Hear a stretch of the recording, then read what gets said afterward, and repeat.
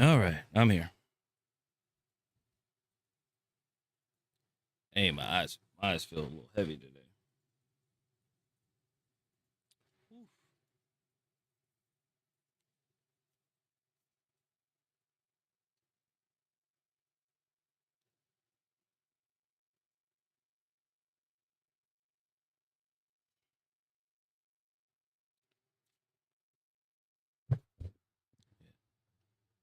Hello, everybody. Hello, hello, hello.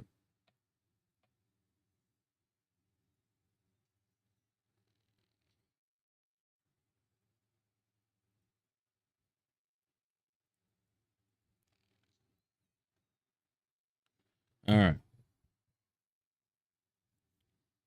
Whew.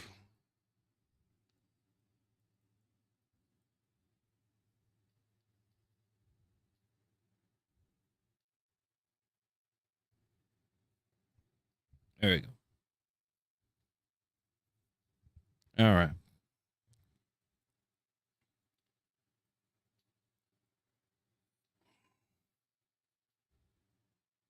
Man, we got some stuff to cover. We gotta get back on Battlefield. I missed the whole hardware XP. I could have been pretty far in my in the mini scout, but I was playing other games and things like that, and also I was just dead tired.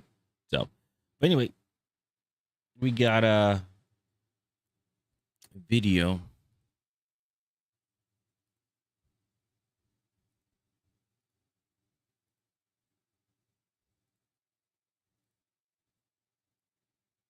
Oh, 1 second.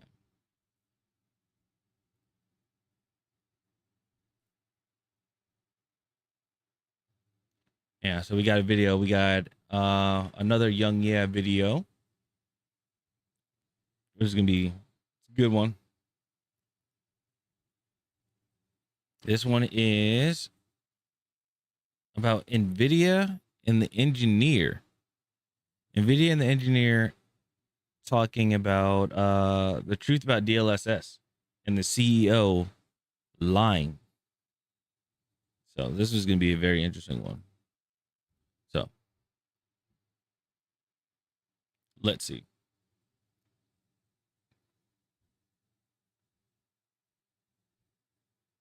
How people looked at NVIDIA's DLSS 5 tech and basically said, oh, it looks like Gen AI slop filter added on top of the game's frames. And then CEO Jensen Huang came out and said, no, it's not just a filter. It's X, Y, and Z, and it's got all this cool tech. At the geometry level is what DLSS 5 is impacting visually, so on and so forth. And basically try to convince people that there is more to the technology than meets the eye. Well, if a recent statement from an NVIDIA engineer is to be believed, it would seem as though what DLSS 5 basically bogs down to is that it's pretty much a Gen AI slop filter layered on top of the frames and not within the game's assets itself. And I mean, NVIDIA already kind of said as much in their blog post here, where they said that this technology blends handcrafted rendering with generative AI. But the question was, where does the Gen AI aspect come in? Does it come in at the frame level, or does it come in at like the 3D assets level? Well, here's what Jensen Huang would have you believe, as I've reported on this before, when NVIDIA CEO responded to the backlash and criticism by saying, well, first of all, they're completely wrong, and talked about how DLSS 5 fuses controllability of the geometry and textures and everything about the game with generative AI. He talked about how it's not post-processing. It's not post-processing at the frame level. It's generative control at the geometry level, and talked about all the control that developers can have. They can fine-tune the generative AI, how it doesn't change the artistic control. All of that is in the control, direct control of the game developer, said Jensen Huang, saying that this is very different than generative AI. It's content control generative AI. That's why we call it neural rendering. I mean, it's basically the equivalent of him saying it's not Gen AI, it's Gen AI. Yeah. And you're like, okay, what's the... It different. Still uses Gen AI. Yeah, but the important thing to note is that Jensen Huang insisted that it's not post-processing at the frame level, it's generative control at the geometry level. DLSS 5 doesn't read individual frames and then apply effects on top of those frames, but rather it goes into the game itself and applies the quote-unquote visual enhancements on top of the game itself. Yeah. Well, that's a stark contrast to what Jacob Freeman told YouTuber Daniel Owen. Jacob is an engineer at NVIDIA who reached out to Daniel Owen because of Daniel's concerns about DLSS 5 tech. And here is what Jacob Freeman said in an email to Daniel. Saw some of your latest videos and wanted to clear up some of the questions that you brought up, or happy to answer any others that you may have. With DLSS 5, the underlying geometry and textures are unchanged. So already, this completely contradicts what Jensen Huang said about how DLSS 5 is applied at the geometry level. And then this continues. What is DLSS 5 doing? It reconstructs lighting to add effects like subsurface scattering, proper occlusion, fine grain hair lighting, and rim lighting using game color and motion vectors. Enhances PBR, which stands for physically based rendering properties on materials, roughness, more realism, with more realistic interaction of light. This applies to the entire scene, not just NPCs. And then in terms of developer control, Jacob highlights how developers can tweak the intensity of DLSS 5 alpha blending to control the mix between the original engine frame and the model's enhanced output.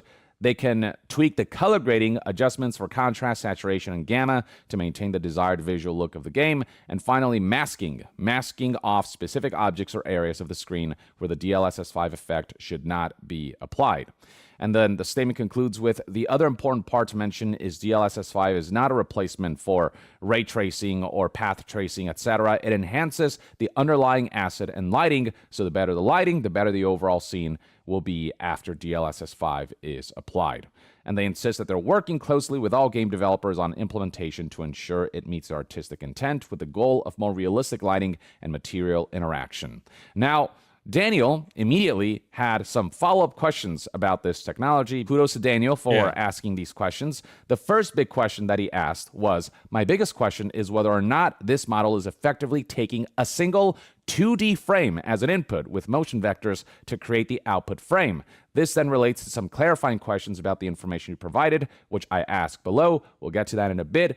But the big question here is, does this technology actually work at the geometry level on a 3D level, or does it take a single 2D frame as an input to create the output frame that is essentially a glossed over frame with AI slop filter on top? And the response that Jacob Freeman provided couldn't be clearer. He straight up said, yes, DLSS 5 takes a 2D frame plus motion vectors as input, which is the complete opposite of what Jensen Huang said when he stated it's not post-processing at the frame level, it's generative control at the geometry level. So those that do not know, geometry level is the actual model of the character, so in a 3D render sense. But they're saying 2D, which is basically an image. So it's like, okay, so looking at this picture right now, or looking at this freeze frame right here, right? Which is kind of funny how it is. But with DLSS 5, it will generate this. It will generate that pause frame. And not him exactly. If it was him exactly, the geometry level, you would be able to, like, he'd be able to walk around, probably not have as much like issues of like artifacting and ghosting and stuff like that, but because it's only at a 2D level, it's going to be a lot more problems. It's going to cause a lot more problems. Literally saying two completely different things. And I trust the engineer more than the CEO, if you ask me. Unless somehow it's Jacob Freeman who's got his wires crossed. But if Jacob Freeman is speaking the truth here in saying that DLSS 5 takes a 2D frame plus motion vectors as input, then Jensen Huang either is fully ignorant about the very technology that he's leading the charge of, or he just full on lied. Here's the second question. It pretty much, I feel like it's, and I could be wrong, but I feel like he's just out of touch. It's just a typical CEO thing when it comes to like these companies and things like that, especially with technology and games. They're just out of touch. They don't know what's going on. They just know that they're rolling in dough. They're making a lot of money from this stuff that's coming in, you know, from whatever product that's coming in and everything. They're making a ton of money for it. So they're trying to have some sort of relevancy, but They don't know what's going on. From Daniel, you say the underlying geometry and textures are unchanged. Again, a stark contrast to what Jensen Huang said about how it's generative control at the geometry level. On top of saying that DLSS 5 fuses controllability of the geometry and textures and everything about the game with generative AI. That's not what this engineer is saying when he's saying that the underlying geometry and textures are unchanged. The question continues, is the model actually aware of things like 3D geometry, 3D depth, etc., or is it essentially just looking at a 2D image and then reinterpreting it similar to etc.? The question continues, is the model actually aware of things like 3D geometry, 3D depth, etc., or is it essentially just looking at a 2D image and then reinterpreting it similar to taking a screenshot of a game and asking an AI model to enhance the screenshot to make it more realistic? Basically, does DLSS 5 reinterpret individual frames, or does it actually reinterpret the in-game assets? And it seems as though it's the former, with Jacob Freeman responding with, DLSS 5 is trained end-to-end to understand complex scene semantics such as characters, hair, fabric, and translucent skin, along with environmental lighting conditions like frontlit, backlit, or overcast. And here's the key part, all by analyzing a single frame. It's not looking at the guts of the game itself. It's just analyzing everything based on the frame that is shown. It's not, because it's not sourced. It's not coded in. It's not coded into the game or their engine that they are using. I bet you. I mean, I could be wrong with this, but I feel like if this was hard encoded into or a tool that was in Unreal Engine, like UE5, whatever update, or if they do it in UE6, if they have it in there, then yeah, I could see it kind of. Sorry, camera was bothering me. But yeah, in if it was like in UE6 where it was a tool that you can have while making your game, sure, just like how they have the ray tracing and stuff. But where was I going with this? I completely forgot. Oh man, I forgot. Shown on screen. Dang it. And then making its conclusions and making its adjustments based on what that single frame is showing and based on what DLSS 5 interprets off of that frame. And it does so for every frame that is output by the game. So if your game's running at 60 frames per second, once again, a complete contradiction to Jensen Huang's own claim that it's not post-processing at the frame level. Then we have question 3 from Daniel, who asks, you say that with DLSS 5, the underlying geometry and textures are unchanged. However, in one of the publicly available examples, it looks like a character grew hair in a place where it didn't exist before, highlighting this Starfield screenshot where you can see right here, when DLSS 5 is off, the sides actually are completely shaved off, but with DLSS on, you can see that there is indeed additional hair that's been ingrown that DLSS 5 decided to implement.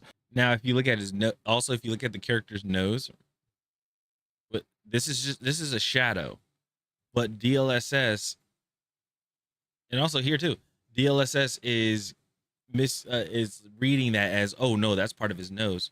So then they make his nose look wider right here, and then his nostril has a sharp point to it because it's copying, it's taking over what this is.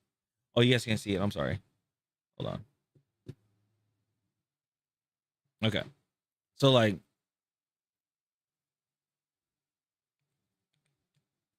this part right here, you see how is a shadow and this is a shadow?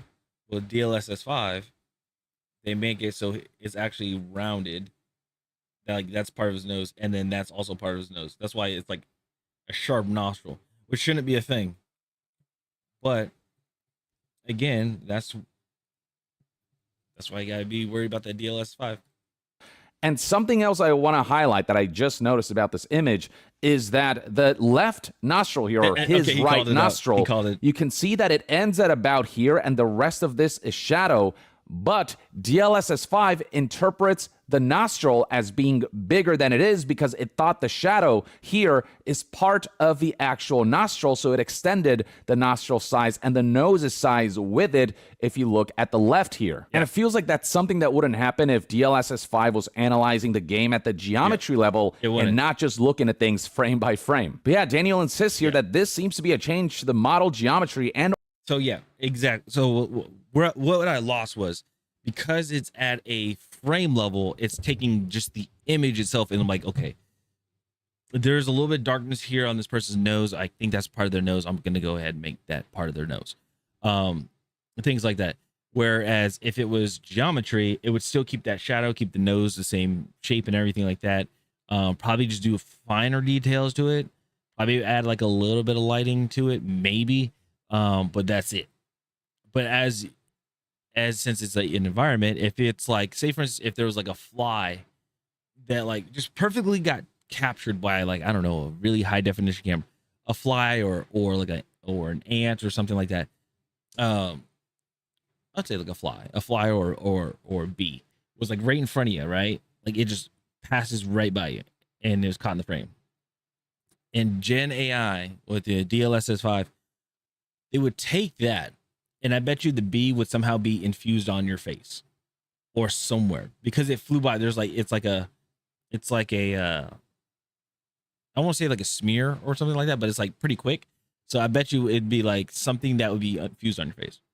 Or textures rather than just an enhancement of the lighting. In other words, it seems like an AI image generator reinterpreting the character, which can cause actual details to be changed, as we clearly can see with our own two eyes, especially the Grace example here, where these two do not look the same at all. I mean, scrolling down here and doing the sliding comparison, you can tell that, I mean, Grace's character model just looks incredibly yassified, and you can barely recognize her from the game that you played. She's more recognizable in this screenshot right here, but even then, you can tell how much more yassified she is when DLSS 5 is turned on. So yeah, there are clear changes to geometry and textures and actual details. It also appears, Daniel continues, like some characters gain makeup that the original model did not seem to be wearing, which seems like changing the underlying texture. The response that Jacob Freeman provided was that the underlying geometry is unchanged. Also worth mentioning, this is a very early preview of the tech. Once again, a complete contradiction to Jensen Huang's claims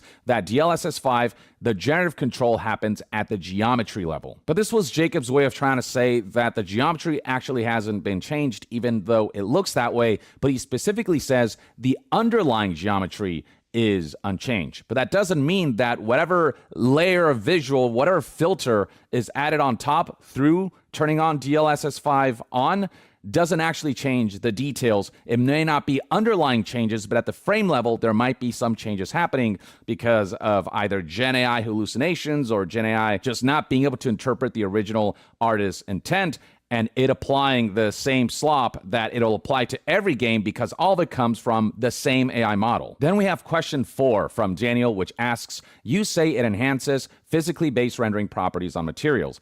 Is it aware of the physically based rendering properties by reading them from the game engine in some way, or is it just looking at the output image, the frames, and inferring them? In other words, it is my understanding that game artists traditionally tell a shader what specific parts of a 3D model look like by giving it properties like metallic, roughness, normal maps, to simulate bumpiness, etc.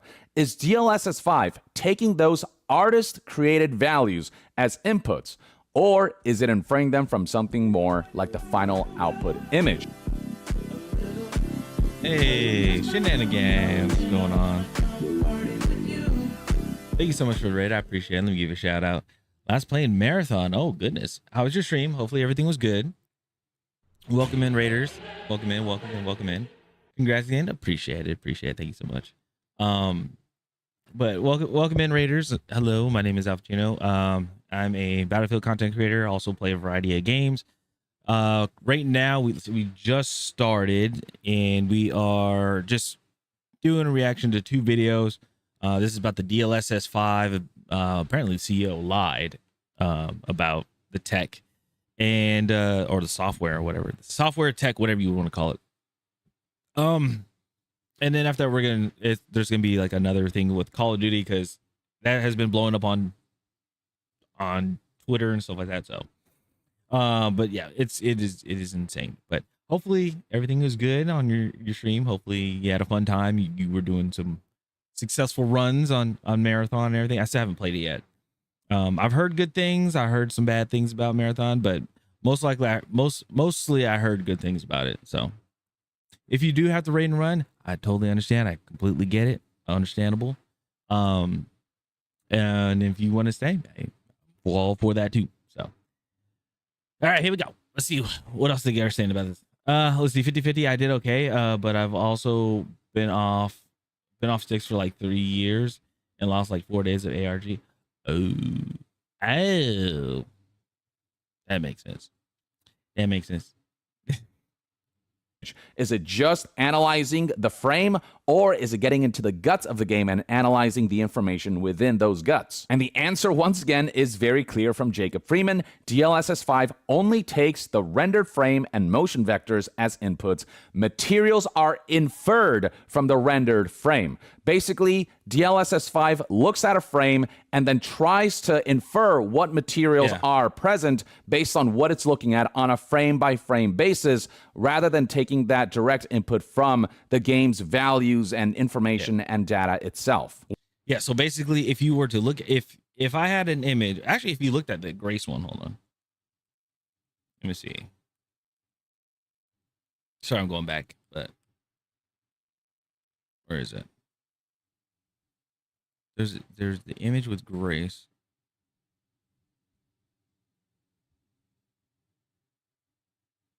Okay.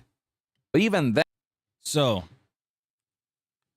the game that you played, she's more recognizable in this screenshot right here, but even so this, like right here, oh, again, you guys can't see it. Yeah, I'll put myself over here. So like this is the DLSS 5 with on with Grace. I bet you if there was like some sort of lighting that looked that like she was looking at, there's like some sort of lighting that was just barely there. The DLSS 5 is going to basically put that onto the person's face. And it's going to look like makeup, or they're going to look glossy because of that. That's what's usually happening. So yeah. All right. So let's see here. Where are we at?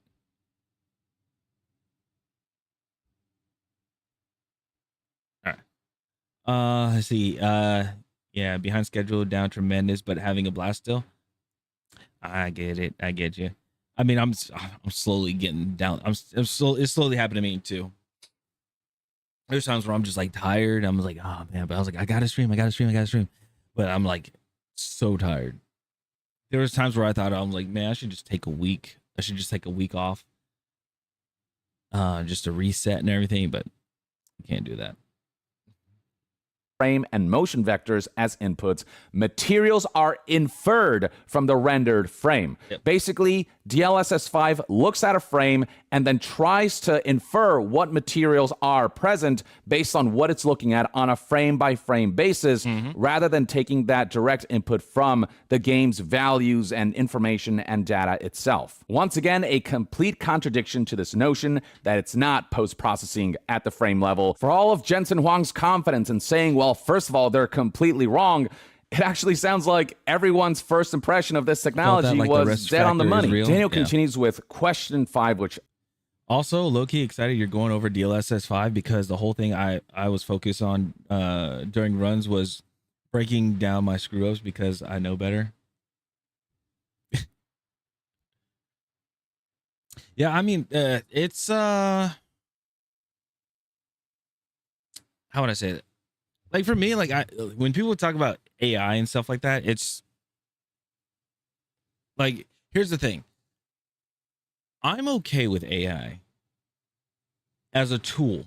I'm okay with AI as a tool for like, I want to say software or anything like that, but like as a helping tool. I don't like AI for creative purposes, if that makes sense. Like, for example, YouTube making a thumbnail, or using AI to create a script for a video and things like that. I don't like. I'm just gonna be honest. That personally, I do not like. I don't like when AI is used for art. I do not like that at all. So when people keep saying AI artists, I was like, oh, you mean the people that are stealing multiple people's artwork? Yeah. It's just things like that. I don't like that. But using it as a tool, like say for instance, if you were trying to teach yourself how to code, or like you're wanting to learn how to code something, and you saw like an image of like how to code, I don't know, reloading animations for a video game, and you're not sure what it like what it means, like copying that, like I don't know, going to Chat GPT or something like that, or some AI software, copying that code and then paste it in there and say like, what does this mean? Can you do a breakdown of it? I would like that's fine. As long as it's a learning, like it's like a learning process or a tool to help you like learn something, and then you obviously, and then you work on it yourself and then you make your own thing, fine. But if you're just going to use that to, you know, make a product, then no, I'm sorry. Let's see. Thank you. It's great. Mundane nonsenses like sorting a customer service queue or the current yeah. Let me back up. It says thank you. It's great to it was great for mundane nonsense like sorting a customer service queue to the correct people, not answering people, obviously, versus like art scraping. Yes. So and the problem is that's what the game industry is, or just the entertainment industry and the game industry is doing. They're like, hey, well, we got this AI that's happening and everything like that. Maybe we can use this to, you know, cut costs on hiring artists, you know, or tech artists or 3D modelers and stuff like that, or texture artists.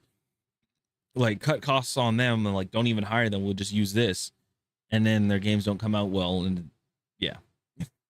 Asks about the level of control that developers will have over DLSS 5's effects on a game's aesthetic. It reads right here, when you describe the tools the developers have to control the model, it does not sound like there is actually a lot of control. I'll never understand that thought process. I will never understand that thought process because it's always ends up hoard. It's just money and greed. That's what a lot of people do. It's just money and greed. Whatever they're like, how can we make the most money by doing the less work and also less of the cost? That's pretty much it. Over the DLSS 5 model's interpretation of the artistic intent of a scene beyond color grading or turning DLSS 5 off or down on. Yeah, so okay, this is the picture I'm looking at. This is the picture that we're talking about. So looking at Grace right here. So you see, this is from the game itself. So you see that there's a light that's shining on her, right? Or she's looking at something in the distance that has a lighting, and you can see it's like shown on her face. Okay, with DLSS, it's trying to interpret it, but it's making it look like it's like she's glossy now. She has this glossy look. You see how this is like more like almost like a matte look, like a matte color look. But then it makes this one, she looks glossy. She looks oily for some reason. So yeah, that's why it's like when it comes to the Gen AI and stuff in games, they got to be careful with that because you don't want to mistake in lighting for like an actual facial feature, just like what we saw with the Starfield, where a shadow of a corner of somebody's nose ended up being a pointy nose, like a pointy part of the nose. Like working in. Oh, okay, yeah. You learn 99% of it. It's just snake. It's just snake oil and smoke screening. Just with fancy buzzwords, people buy into to make more money. Also, what the fuck? They obliterated my girl. Yeah. I still haven't even played this game. I need to. At some point I'll have to like save up and get and buy this game. Some I heard nothing but great things elements about this of the scene, kind of like how with an Instagram filter, you can decide the level of intensity with which to apply that Instagram filter, but without any real high degree levels of control over individual aspects of the output of the filter. Daniel continues, for example, in the opening scene of Resident Evil Requiem, Grace is a character with a lot of trauma who is reluctantly on her way to investigate a murder in the same location where her mother was murdered several years earlier. With DLSS 5 off, I get more of that impression of the character. With DLSS 5 on, while she does seem to have more photorealistic lighting and skin, it also looks like she's wearing makeup that was not present in the original version. This gives off a very different impression of the character and emotional impact of the scene. Can developers actually control anything about the output image besides color grading? If they see the DLSS 5 output and want to tweak it, like asking it to not apply makeup to the character, are they able to do so? These are all fantastic questions. And the response that Daniel got reads as follows from Jacob Freeman. Developers will have detailed controls such as intensity and color grading. Artists can use these controls to adjust blending, contrast, saturation, and gamma, and determine where and how enhancements are applied to maintain the game's unique aesthetic. Developers can also mask specific objects or areas to be excluded from enhancement. We continue to talk to developers to understand all of the ways they'd like to control the technology. Ultimately, we see DLSS 5 as a tool for them to achieve their artistic vision, rather than be limited by the capabilities of traditional real-time rendering. So it doesn't. The issue is, when it comes to video games, is you want to have, with video games, it's like you want to have like some sense of realism, but the thing is, there's going to be flaws with it. That's totally understandable. That's totally fine. I mean, you're going off of limitations of what, first of all, what the software can do at the time, and also what your hardware can do at the time, and also you're trying to optimize it to make sure, if you are doing optimizations, which I hope you are, seeing it like how can this game react, and how can this how can the game react, and how can the game run on a system that's like a potato PC, let's put it that way, or on the laptop or a handheld. Let's just say that with a handheld, like on a Steam Deck, right? That's what that's what the art is and everything. Like people trying to do DLSS, or with DLSS 5 and everything, people are too focused on trying to make everything look super realistic. There are a lot of games that, and there's movies too, there's a lot of games and movies that do not need to look super realistic. They try to go over the top with it. They're like, oh, we can always make it better. Like, how do you, first of all, in a movie, how do you make a character in a movie look even better, like with AI? How do you do that? I don't know. With video games, it's the same. The thing is, when it comes to video games and like the realism and everything, they're trying to make it more of a movie. I forgot who said it, but they're trying to make it more look like a movie than an actual game. And that's the difference between video games and movies. If you were going to put these two together, what's the difference between a video game and a movie? A movie, you just sit there and watch, right? A video game, you actually have to use commands by inputs. It can be by typing or anything like that. That gets the character to move or to do something. It involves interactions. That is a video game. So yeah, here's the funny part, right? So, if anybody has, this is when if you had the physical copy of Final Destination, I think it's like it's like the director's cut or something like that. It's actually two movies in one, same exact movies, but two movies in one. One is just like how the movie plays out, right? That you see like on TV, HBO, whatever, blah, blah, blah. But then the director's cut one is you get to control the outcome of the movie. So basically it's like if something were to happen, like, oh, there's like the character looks up and they see pipes falling down, like the screen would pause, and then they would say like, what does this person do? Like, do they move out of the way? Like, do they leap forward to get out of the way of the pipes, or do they get underneath the table, right?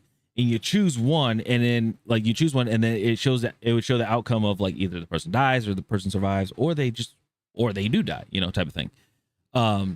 But even that little bit right there, having an input of choosing, that's it's still a movie, but it's more of it's still like 90% of a movie, but then like a 10% of a game because you're doing the interactions. So let's see. That's the thing though. Every image they showed looked like it got hit with a Snapchat Yasify filter. Let's see. The thing with the art is the flaws and limitations and how hard they work to make it look as good as they do. Like every demo felt like they just muddied it and made the same and bland. Yeah, exactly. I agree. I agree with the same thing. Like I feel like with the, and I can't speak on artists, but if I was an artist and I worked at a game studio, right? If I worked on Resident Evil, and let's just say I did the character model for Grace. I did the 3D model, I did the texturing and everything and the rigging and stuff like that. I did all that, right? To see DLSS 5 be thrown on there, me personally, I take offense to it. Even though it's like, you just made the character, whatever. But it's like, yeah, but people don't get to appreciate what I did, you know? That's pretty much what happened there.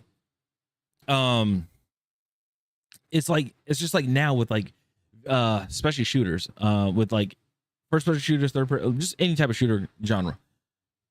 Guns that are like blueprints and stuff like that, like Battlefield 6 and like Battlefield 6 and Call of Duty, Fortnite and stuff like that. Those being stuck behind a paywall, it's kind of like it sucks for the artist, because for people to look at it and appreciate it, they have to buy it on top of buying the game, instead of being like, hey, you know, you level up high enough, you get this skin. Cool. Like if I were to make a video game and I had a whole bunch of artists that made different skins for the guns, I wouldn't put it behind paywalls. I wouldn't. If it was a free-to-play game, okay, maybe, but I would sell the skins for like $2. It's just a cosmetic. $2 cosmetic skin for your weapon. Cool. But ideally, I would just have it free, and then what you do is you just, as you level up, you unlock the skins. Go back in the day, pretty much. Doesn't really answer the question, which suggests to me that they can't be specific about the level of control they have over DLSS 5 by asking it things like, okay, do these things, but don't apply makeup. It just sounds like DLSS 5 applies.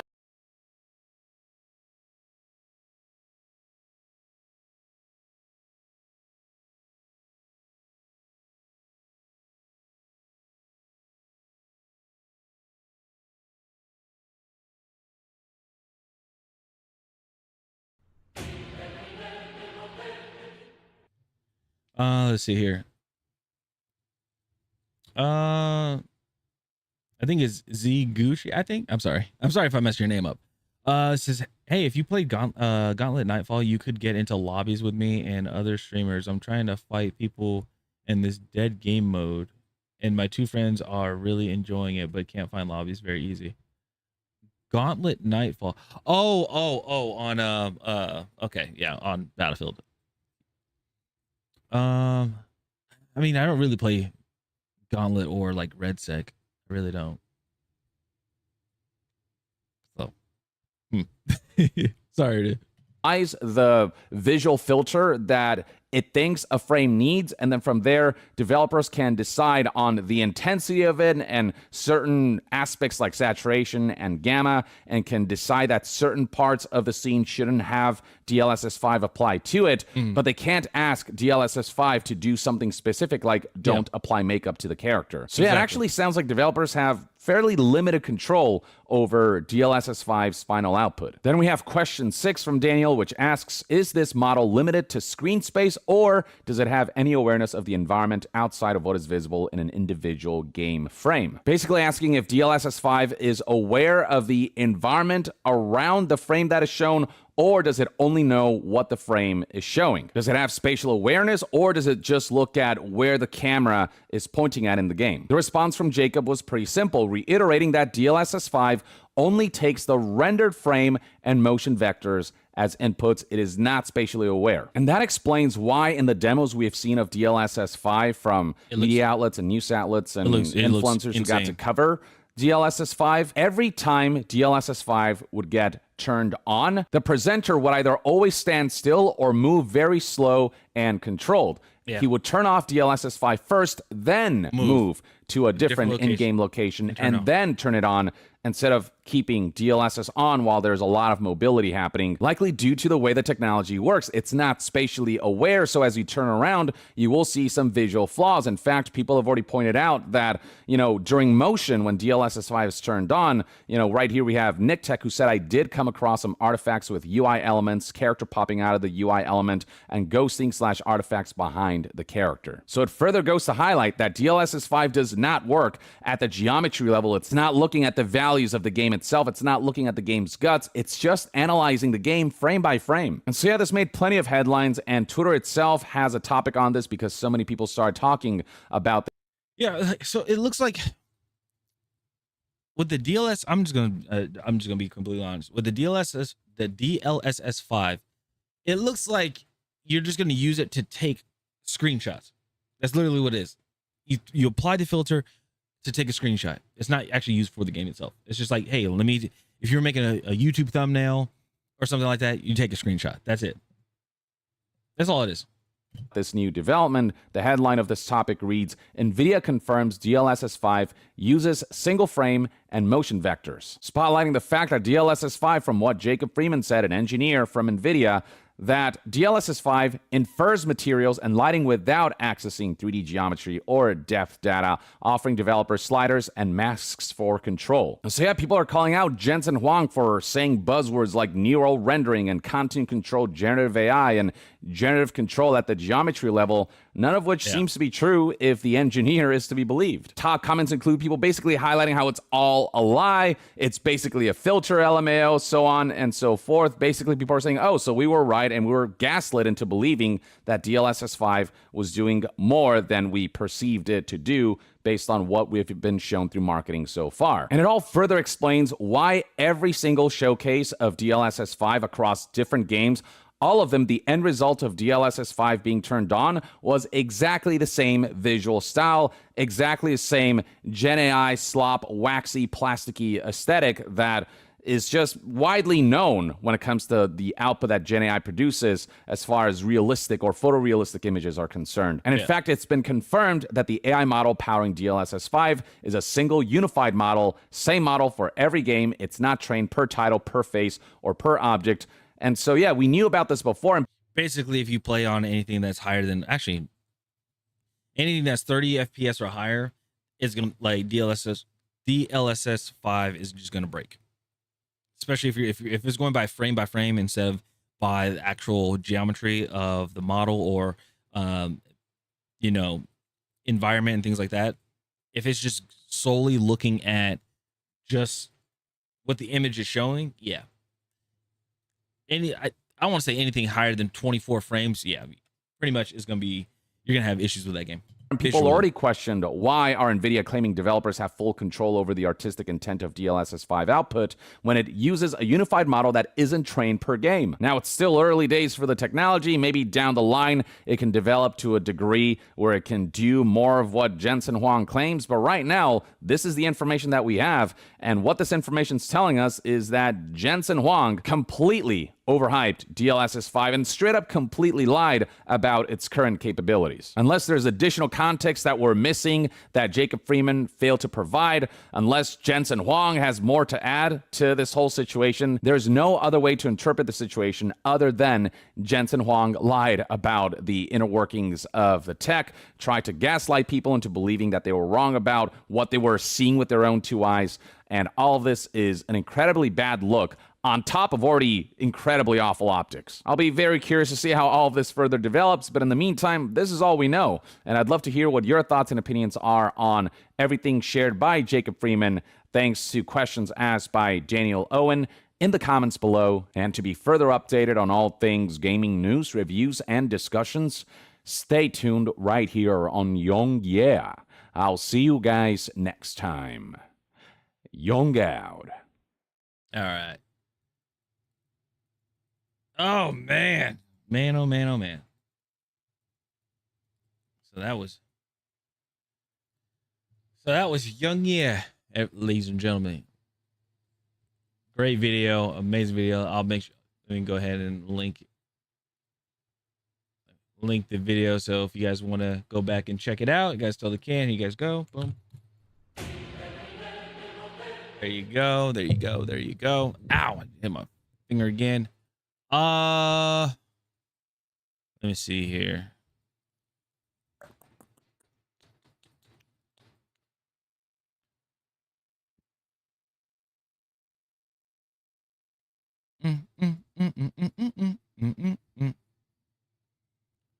Oh, let's see here.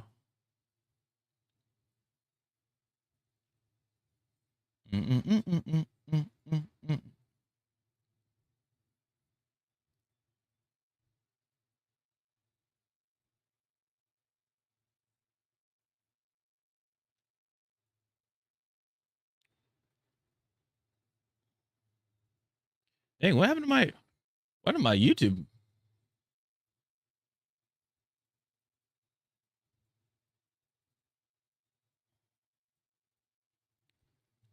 Oh, I need to add that to my watch later.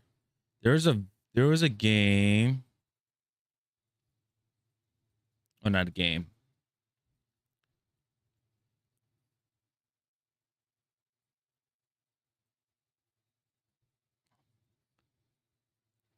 I'm trying to remember where it was at. We should play Supermarket Sim together. Oh, why? So you can yell at me because I didn't stock something on the shelf correctly.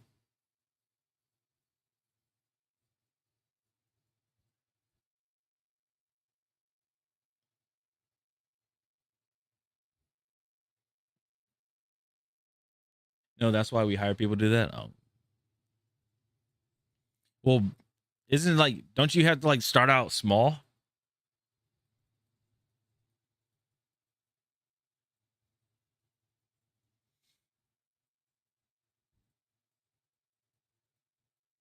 All right, let me see here. Dude, I've seen a lot of people talk like there are people playing Division 2 again. Like Jack Frags is playing it. I saw T Dog Smitty, who's a Call of Duty person. They're playing it. And I'm like, what the? I guess that update really did it.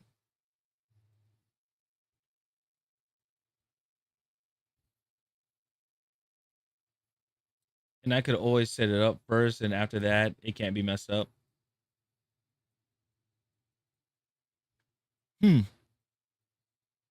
Maybe.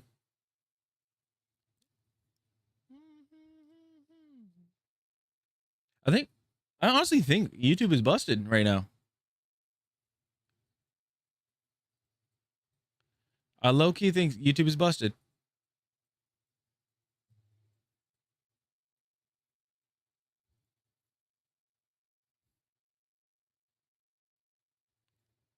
You'd yell. You'd yell.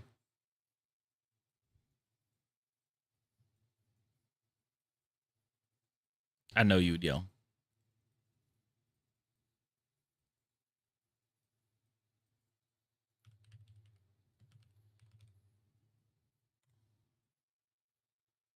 You haven't really talked to me or did anything with me in years, so no, not really. Uh,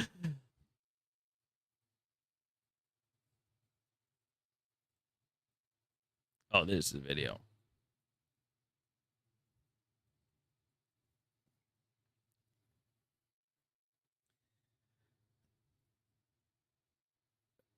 What was the? I was like, what was the last thing that we? Last thing we did? What we played? I think it was. Didn't we play Apex? I think.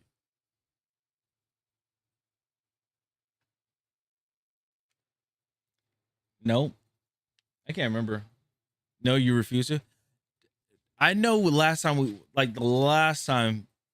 hung out, it was we played a game. I can't remember what game though.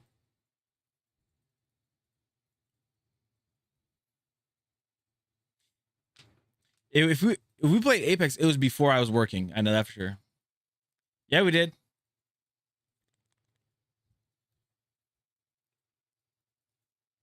I know for damn sure it was before. I know for sure it was before I was working.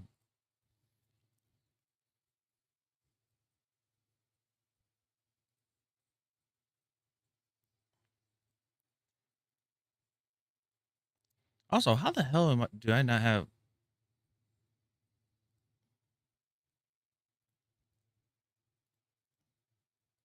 How dare I?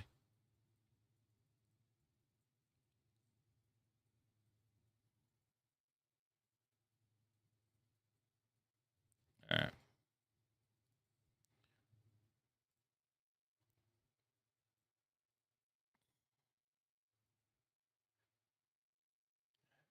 Man, everybody playing Crimson Desert.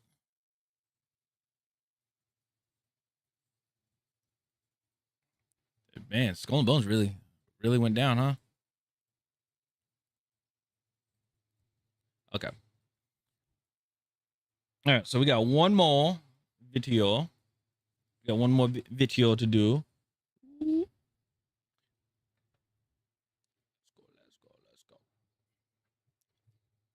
go. All right. This last one. This is Blame Truth the Codfather. This is Blame Truth the Codfather, man. Talking about Modern Warfare 4. And the hype is 100% fake, and normies are falling for it. Let's see what they got to talk about. Maybe, just maybe, I thought that the Call of Duty community finally got some brains, finally got some balls, and were able to see through the nonsense. You know, with Black Ops 7 getting utterly destroyed verbally online, with Black Ops 7 sales being down 60+% from the previous year with Black Ops 6, I thought that maybe we could come together and agree that this franchise is fucking done. But unfortunately, I'm going to quote Bad News Barrett again, I'm afraid I've got some bad news. Unfortunately, this community is dumber than a bucket of rocks. So before I even get underway here, maybe I should just break away from the amazing Black Ops 2 gameplay and give you guys the definition of Stockholm Syndrome. Because if it's not utter stupidity, if it's not just complete brain rot, this is the only explanation. I think it might be a bit of both, but either way, Stockholm Syndrome is a psychological response where hostages or abuse victims develop positive feelings, empathy, or loyalty towards their captors/abusers. It acts as a survival mechanism in traumatic situations characterized by fear of authorities, cognitive dissonance, and bonding with the perpetrator, often emerge. Basically, gaming. This is what gaming has come to. Let's just put it that way. There's certain games that are that are just completely bad. Everybody can call it out and know it's bad, and people are like, "No, it's not." Like, no, this game is not. This game is perfectly fine. I don't know. Emerging from coerced dependence and perceived small mercies. And really, that's about the only thing that could describe what I'm about to show you in this video, other than complete and utter idiocy. So without further ado here, let's just get right on into the meat and potatoes. You guys can drop a like, you guys can drop a comment, you guys can do whatever to support the video. I'd appreciate it, because I got a lot I want to get off my chest. If you've been living under a rock, Call of Duty Modern Warfare 2019 broke 61,000 players on Sunday. And I think that was about double of what Call of Duty had at any given time on that same Sunday. And by Call of Duty, I mean Black Ops 6, Black Ops 7, and Warzone all combined into one launcher. Okay. Now, on paper, that sounds pretty insane, but then you have to realize that the only reason this game is even selling, and this is a coordinated effort, don't twist it any other way, this is 100% by design. The only reason this is happening to make it look like Modern Warfare is this huge fucking success in 2026 is because Activision put it on sale for $6. Yep. Again, this is by design. This is record breaking in Call of Duty history, because no Call of Duty game has ever been that low, has ever been sold that low. Unless you like third party where you bought the game or something, or you bought the game off of somebody that owned it, a previous owner that was like, hey, I don't like this game, I'll give you $5 for it, type of thing. Sure. But other than that, never seen it. Their shit never goes on sale that cheap. Yeah. Not to mention, this is counting anyone who's booting up the game, whether that's to play campaign or whatever, Spec Ops with their buddies, whatever the fuck is in that game, the third mode. I don't even know, because I played that game about as much as I play the skin flute while looking at pictures of your grandmother eating a block of cheese and smoking cigarettes. That's I crazy. don't even know what I'm talking about there. But the point is That's that I crazy. didn't play Modern Warfare 2019 very much because the game sucked fucking cock. Massive cock. Mandingo cock. Peter North cock. Foghorn Leghorn. Literally sucked Foghorn Leghorn. That's how much big fucking cock that shitty fucking game sucked. All right, sorry for being so descriptive, but the point I am trying to make here is that Modern Warfare 2019, don't twist it, is a giant pile of trash. Now, this is a coordinated effort from Activision Blizzard, like I said, to make the game appear more successful than it is. And if you don't believe me, well, look what Infinity Turd tweeted out. I think it's this, and I could be wrong, but personally, I think it's they already made Modern Warfare 4.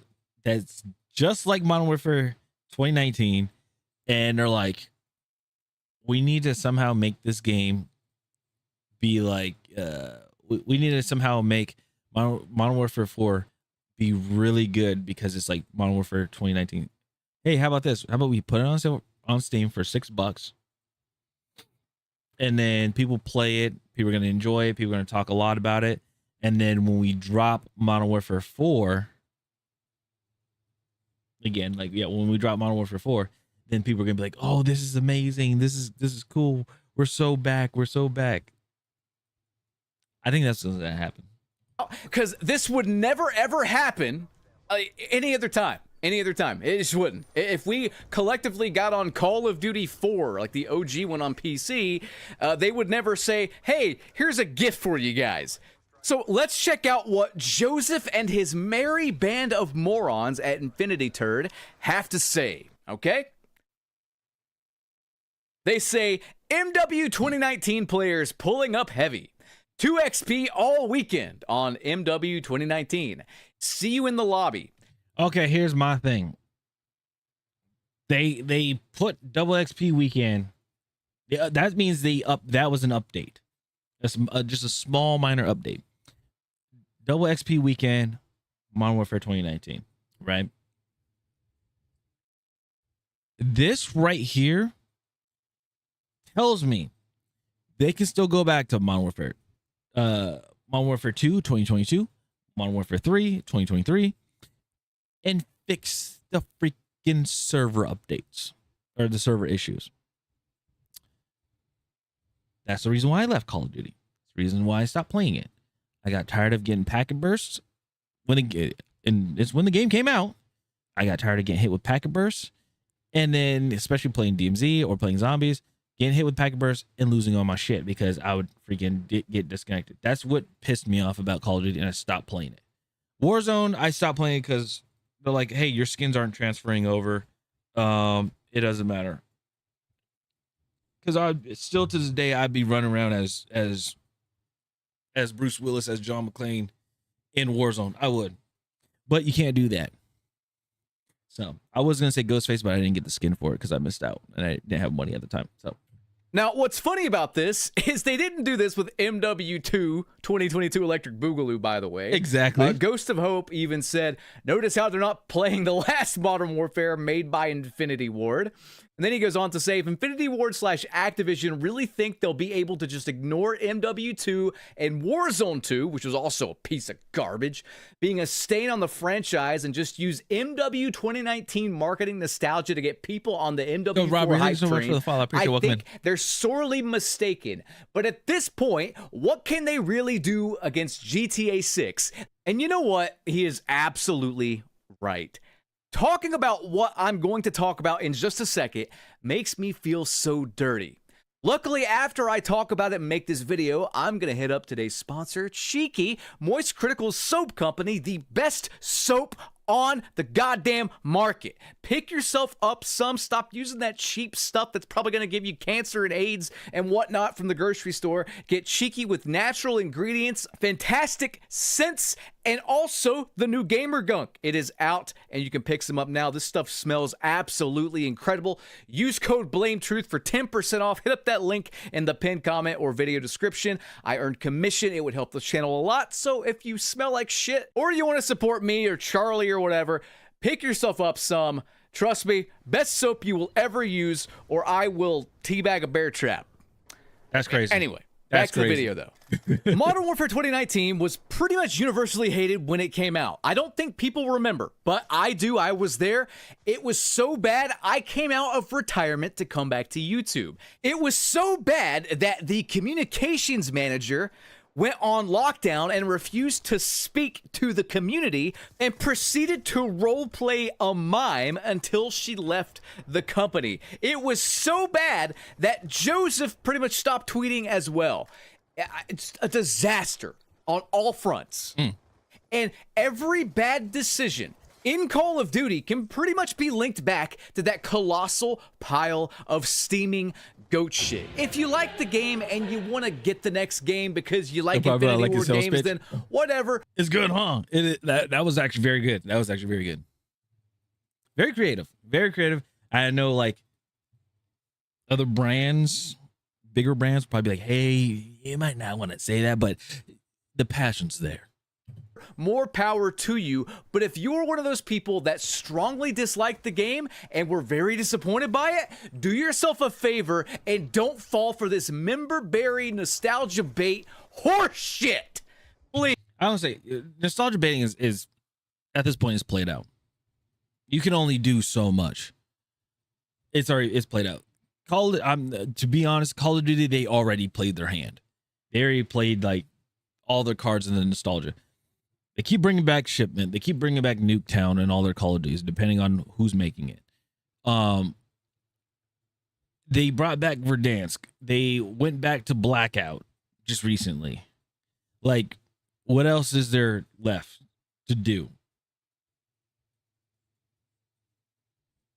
Nothing really.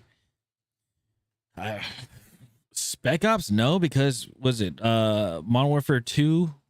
Was it Modern Warfare 2? Yeah, Modern Warfare 2, they had the co-op mode in Raid that you can do with 4 people. And then you have then Modern Warfare 3, they did zombies because they wanted to see what it was like to be, which I thought was pretty cool. Was wondering what zombies would be like with Modern Warfare weapons, which it was it was an interesting time, but I still like Cold War stuff better. Campaign, I don't even know what campaign, they try to go open world. It wasn't good. So, like, what else is there that you can do with Call of Duty? Except probably say, hey, which a lot of people are speculating now, is, hey, let's go back to the more grounded approach where we have characters that are, I don't know, in actual military gear. They look like soldiers. You know, they look like, Spec Ops or they something like that, Delta Force, something like that, and be more grounded than having all these crazy skins and stuff. Basically, what happened with Call of Duty, they went into a huge. Right now, they're having an identity crisis. Let's put it that way. They try to go down the trendy route with, they try to go down the trendy route with. What's the name of it? Because of like Fortnite and everything like that, it didn't work out. They just kept going and going and going and going. They try to do collaborations with bigger brands, whereas like the WWE with Nicki Minaj, with Snoop Dogg, with like a whole bunch of people, things like that, and it just didn't do well. So now they're like, hey, we need to go back. Which I'm glad they're at least trying to go back to the roots. But like, is it in good faith? No, I don't think it is. Please. Look, man, I've been covering Call of Duty for a long time. There are only 2 games that got a worse reception as far as the community sentiment went, and those 2 games were Infinite Warfare, also by Infinity Turd, and Black Ops 7. Guys, This game, Modern Warfare 4, is going to be a disaster. If my last video talking about how they... Yeah, for sure. I was hoping they brought back Ashika Island and Fortress Key for Warzone, but they still haven't showed nothing for it yet. I would say a lot of games are having identity crisis, honestly. Yeah, I can see that. It's like, because there are so many things that changed with it. Going away from what your core, what your game design, what your game design pillars or your pillar designs. So what game designers call it, but your game pillars, if you have your pillar designs, whatever you want to call it, if you go away from that, then your game pretty much changes itself. A big one is, and I will still die on this hill, Rainbow Six. Rainbow Six used to be, they had some PvP, but also there was terrorist hunt. And then Rainbow Six Siege, they got rid of it when they deep dove into esports. So now people that played what do you call it? People that used to play terrorist hunt, they don't play the game anymore. Some do. Some probably went into like, hey, I still want to play versus. I guess I'll go into versus, whatever. But then there's people that are playing Ready or Not. There's people that are playing Helldivers too. Like that group of people left, pretty much. And people don't believe me. I remember people do not believe me about this, and I was like, it's true. It is a fact. And they say, how so? Like, prove it. If I go on to Rainbow Six Siege right now, and they announced this a few months ago. If you are a day one person, if you are a day one player when the game came out, this is before they had year 0, year 1, all that stuff, right? If you were a day one player, or you signed in and made an account day one, right? You would have the Black Ice G36. Nobody can get that gun. Nobody can get that gun unless you play day one, unless you had the game day one. How do I have it? Because I had it day one. Why? Because I played Terrorist Hunt. And I talked to the guys about it and everything. People were like, how, like, what? People were looking at my stats like, dude, how the hell do you have that? Like, you must have like hacked it or something. You must have had that gun or whatever. I'm like, no. I would tell you this now. I would tell you guys, if I had the terrorist, if they still had Terrorist Hunt like stats, you would see a lot. You see a lot of numbers, but they got rid of it. So the stats are like, the hours I put in for that game are there. It's all logged, the data and everything like that. So they had to give me the gun. So that's all I gotta say. That's all I gotta say about it. Oh man. Yeah. It's kind of funny to see people mad about that. I was like, yeah, look at that casual player that has something very rare that nobody else has, or that barely any people have. We're beta testing gambling again and loot boxes and shit. If that wasn't enough to sour you on the next game by Infinity Turd, let me show you this, because this entire marketing campaign and the buzz going around about this game feels entirely manufactured, because what I found on Reddit says that it is. Look at this and tell me this is not complete dishonesty. All right, game has over 55K active players outside weekend. Upcoming game gonna be peak. The top post on the Modern Warfare subreddit says game has over 55K active players outside of the weekend. Upcoming game gonna be peak? With how poor the sentiment has been for Call of Duty as a whole across the board, with the release of the colossal failure that was Black Ops 7, with Infinity Ward's terrible last entry with Modern Warfare 2 2022 Electric Boogaloo, and with the initial hatred for this game right here, something doesn't sit right with this topic. So I looked at the person who made it, and the username just seems weird. Oblivion MW4. So I checked the person's profile, and I swear to you, I am not making this up. This profile is only active in the Modern Warfare subreddit. It was made a couple of days ago. And every single comment is just talking about the player numbers on MW 2019 and glazing the fucking game. This is the most obvious developer-led fake hype account I have ever seen. If you think this is irrational, I mean, I'm showing it to you right now. But if you think this is irrational and they don't do this, I mean, God, they were caught in Battlefield 2042 trying to make that game sound way better than it actually was. How in the hell can you look at Infinity Ward's last several games and say that Modern Warfare 4 is going to be quote-unquote peak? I remember that. So this guy, again, this is so weird. Nobody does this. I'm sorry. It defies all logic. They say, I've played for almost 10 hours since the discount and only encountered one cheater. 99% of the games are great and very fun for me. Lots of diversity in weapons used as well. So this guy, brand new to the game, buys it on sale, plays it 10 hours, and then makes a Reddit account that only posts in the Modern Warfare 2019 subreddit, and then goes on to say, get this, that MW4 will likely have the feel of MW 2019, but with superior graphics. We're over 57,000 players now. Haha. I'm sorry. I don't buy it. Could this be a normal person? Yeah, it could. And I could be Charles fucking Barkley up here on this microphone right now, but I'm not. If this is a normal person, you are one weird motherfucker, but I'm telling you, I think it's probably a dev, and I don't think that's far-fetched. Again, we caught Battlefield doing this years ago. You think Activision's not going to try to do it as well? Seriously, a bunch of suspicious positive posts for Battlefield 2042 back in the day flooded the subreddit. People did their research and found out they were EA ran accounts that only posted in the Battlefield 2042 subreddit. I'm sorry, you're not going to fool me, Activision. I know all of your fucking tricks. Damn.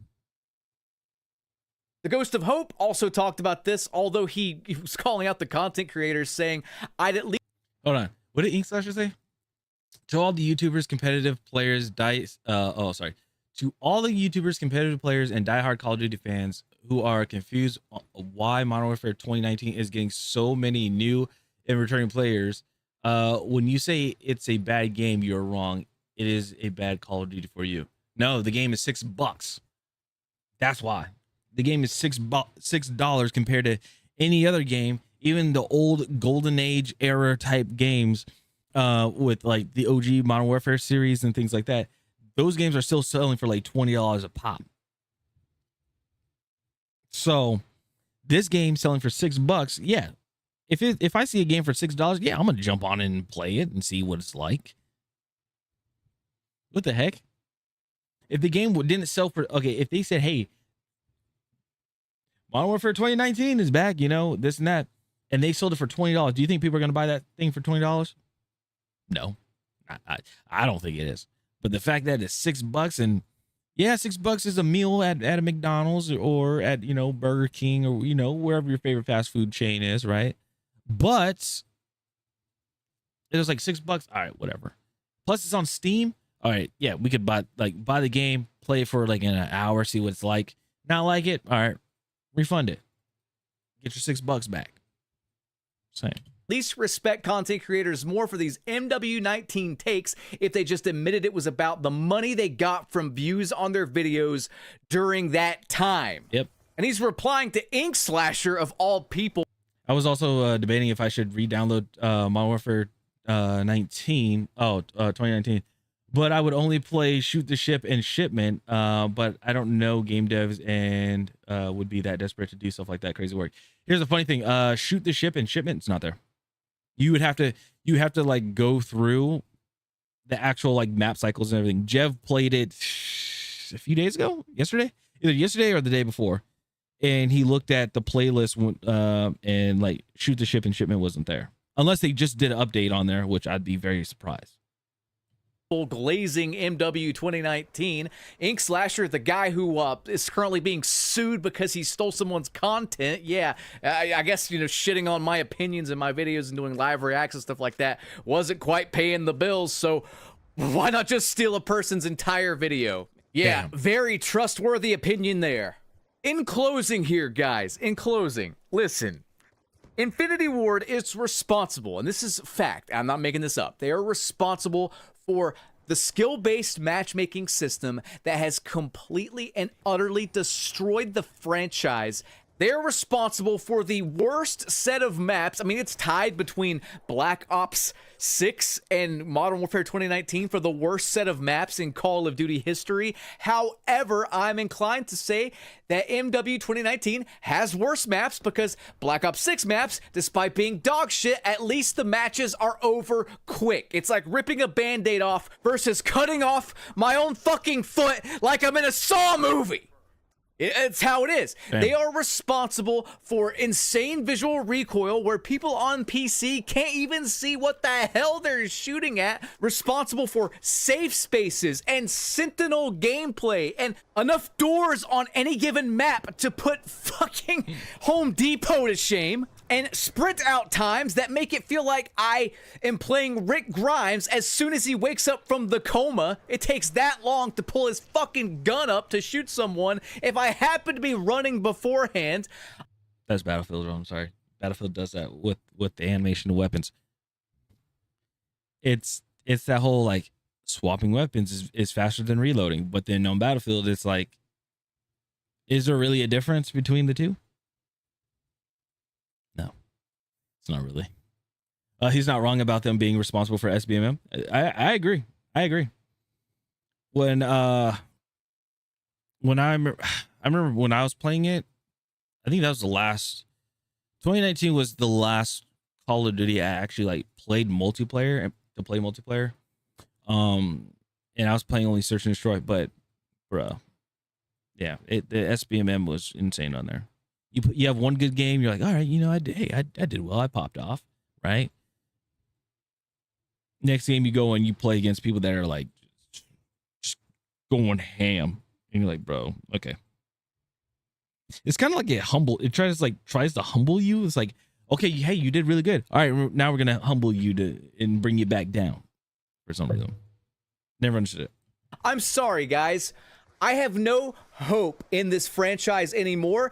And after seeing what I saw on Reddit there, no, they cannot be honest with us. They can't just say, hey, our last game fucking sucked cock. We are going to do better. This is what we're going to change. They will never be honest with us. They will never market their game towards anyone but the biggest idiots on the internet. The biggest idiots with opposable thumbs will be the people still supporting this game and expecting anything but an absolute disaster, a dumpster fire the likes you have never seen. Yeah, guys, I thought that Modern Warfare 3 was actually one of the better Call of Duties, and I'm not alone in thinking that. Yeah, it didn't sell very well. It was marketed as a DLC initially before becoming a full-priced game, of course, but I will give credit where it's due. MW3, at the very least, was a decent game. I mean, I don't think it could be good because of the terrible servers and the horrid skill-based matchmaking, but at the very least, Sledgehammer tried. And I don't think you guys remember this, but Infinity Ward made Sledgehammer games. Yeah, Sledgehammer was like, their multiplayer is good. I will say that. Their multiplayer was good. They were like, hey, if we're going to do this, we're going to do it our way, pretty much. Life fucking hell, because Infinity Ward has the final say on anything that gets put in a Modern Warfare game. Yep. Sledgehammer Games wanted to do a lot more, it is rumored, but Infinity Ward shut them down and limited their creativity. I'm not making any of that up. We covered that piece of news around the time MW3 first came out, and if I could remember the title of that video, I will link it at the end of this video. Yeah, it's like what was the Call of Duty World War II. I think that was the last like Sledgehammer game that that was the last Call of Duty Sledgehammer game that they had. The multiplayer was cool. It was fun. I remember playing a lot of Search and Destroy on that. But the cool thing is they had the what was it? Goodness, what's the name of the they had the hub. You guys remember? It was like you're on the beach in Normandy and stuff like that, and you can like open up a crate to get like a new skin for your gun and stuff like that. And at the time, those are skins that you couldn't buy. You just had to you unlocked them, right? So there was that. They had their own version of zombies, their own campaign. I still haven't played campaign. So Sunday side quest. I can't remember. I think it's probably 3 weeks from now. We'll probably do that. We'll probably do the World War II campaign. I still never played it. So there's that. On top of that, there was the what's the name of the yeah, they had the hub and stuff, and they had like you can 1v1 on the leaderboard for people in the hub, like in the social hub and everything like that, which was really cool. I love that. That was awesome. I wish we had more of that. I wish we had that more. Like I wish we had that in Battlefield, in the other Call of Duties and stuff. I wish we had stuff like that. It makes it cool. It's because you can socialize and everything like that, see what people are doing, things like that. It's just really awesome. Let's see here. CTFU. I've really felt like that too. You get a 3.0 KD on a chill lobby, and the next game you're in a match with like elite assassins. Yeah, exactly. Yeah, and you upgrade your rank manually too. Yeah, it was cool. It was like so cool to do, like to have all these things, like just to have like that one mechanic, or not mechanic, to have that one feature in that game made the game really cool. Like a lot of people enjoyed it, and a lot of people were just like, oh. And then they also had the kill streaks. There was an area where like you went to the tower, and it's like, oh, here's the list of kill streaks, and this is what the kill streaks do. And then like they showed an example, like you get to control the kill streak, honestly, and see like see how it plays out and everything like that, which is pretty cool. So then hey, when I get to this rank or whatever, or this rank, I'm gonna equip these kill streaks and then go from there, type of thing. But yeah, like it was cool. It was a really cool time to for that game. But I think a lot of people didn't like it because it was in World War II. It was like the World War II era, which I mean I could see that. It makes sense to me. If they were in like modern or I guess somewhat futuristic and they had that, I feel like the game would have been a lot better. But hey, what can you do? On the end screen for you to watch. This is the company we are expecting a good game from, though. Everything I just covered there, do not forget it. And if you think it's just me being negative or whatever, man, look at this clip, this live commentary clip someone recorded back during Modern Warfare 2019's heyday. Okay. 5 minutes trying to load into fucking Piccadilly. Are you shitting me? Yeah. Alright. Are they playing Search? No, Fuck Domination. Piccadilly, dude. Straight garbage. Straight garbage. Why am I even playing this fucking game? Anyway, guys, that's going to do it for me. Please use your brain. Do not get fooled by the community sentiment because it's most likely going to be fake. That's their marketing plan. I am almost certain of it leading up to MW 2019 with what I found on Reddit. Yeah. And I think they will also eventually put in those stupid loot boxes. Maybe they won't be like paid things, agree. but they'll be related to gambling in some way to psychologically manipulate you. It's just not going to be good. I hope you guys enjoyed this video, though. If you did, drop a like rating, drop a comment below, subscribe, ring that notification bell, and I will catch you guys on the next one. Have a good one. Peace. Oh, man. That is blame truth. Here, let me go ahead and link it. Oops. Go ahead and link that in the chat. Here you go. Yeah, check him out. Go give him a like. Go subscribe if you guys enjoy his content and everything of that nature. Okay. All right.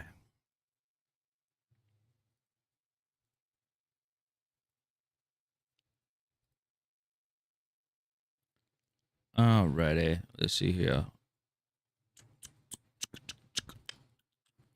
Everybody just. Bam, bam, bam, bam, bam, bam. Put your hands in the air. We don't care. All right.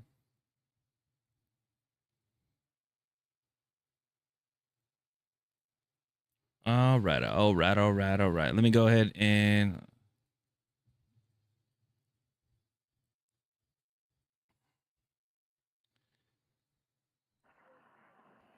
Mine.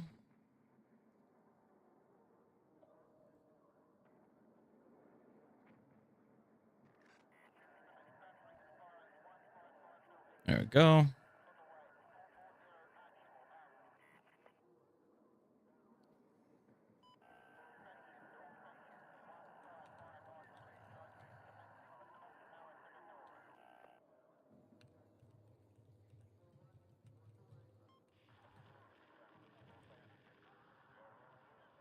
Okay, here we go. Here we go.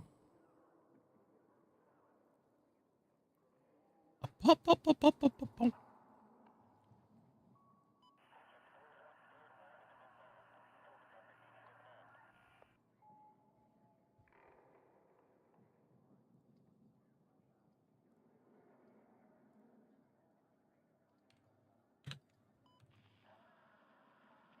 All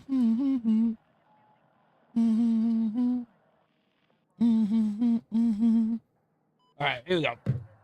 So I missed out on everything when it came to the. Oh, hold on. Let me fix something real quick.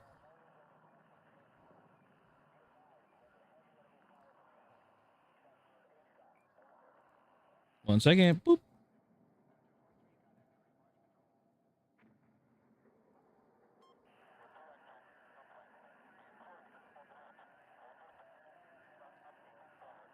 It's been a while since we've done this. There we go.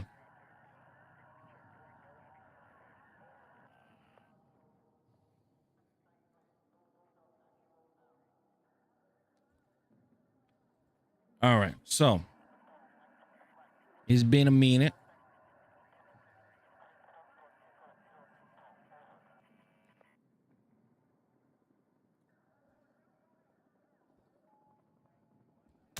All right. So we need to get these challenges. We need to work on these challenges because I haven't even done like I'm only 3 out of 11 for the Nightfall. So I haven't even got the CZ yet. I need to.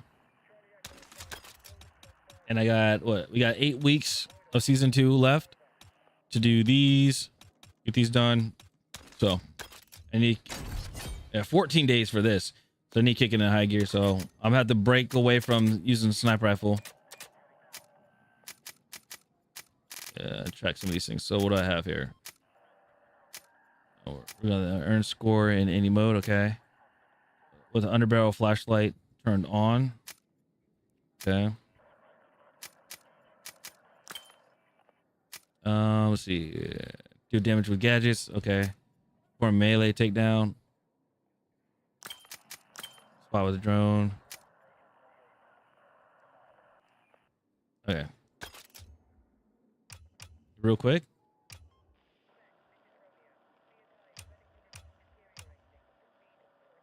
Wait, it's custom. Oh, okay. Let's see. Custom portal mode built around one brutal premise. 4 players with pistols versus 28 defib only enemies. Fight through relentless waves and survive long. Okay, hold on. Hold on. Let's see what this is. I'm curious. So is it 28? Is it, well, hold on, it's 28 people that are. It's 28 players that are with defibs, and then everybody else is pistols. Or I'm sorry, it's 4 people with pistols, and everybody else is the defibs, or the people with defibs bots. Oh no, it's actual. Okay.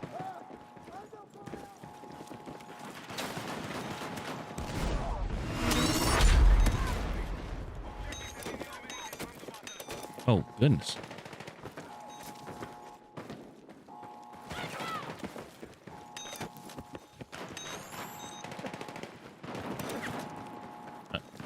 I got this UI stuck on my screen.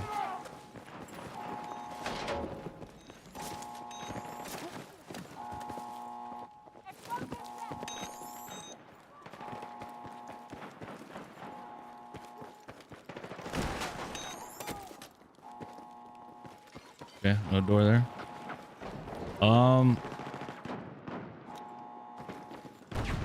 Okay. I'm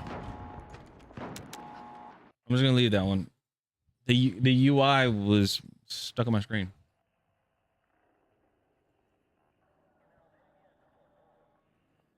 right, this is what I'm gonna do.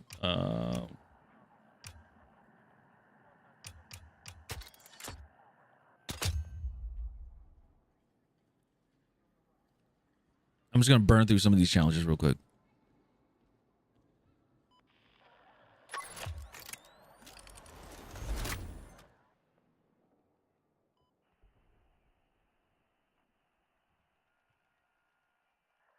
All the crazy shit I did tonight, those will be the best memories. I just wanna let it go for the night.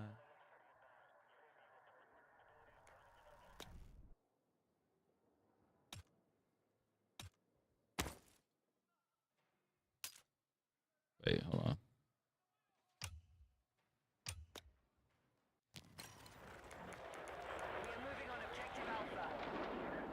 Where are my challenges again? Tracked, there's spot with a drone, underbarrel flashlight on. There was another thing I had here. I'm not doing that one.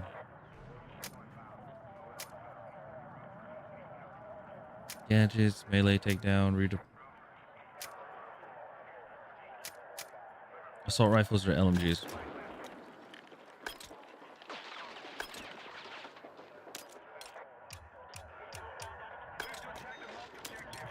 Do I have a flashlight on this one?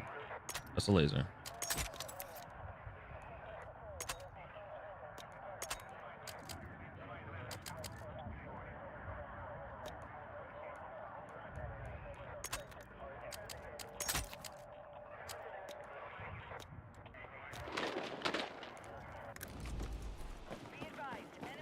Oof. Oh, goodness. Are we defending? We are defending.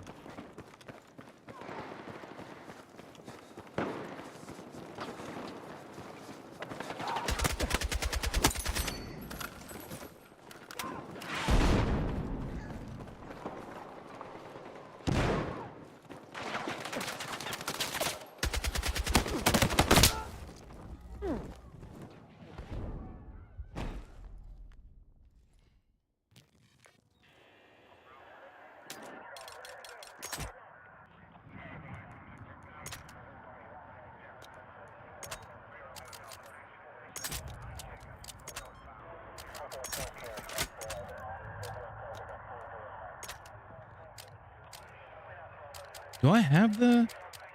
No, I don't. I'll have to use that.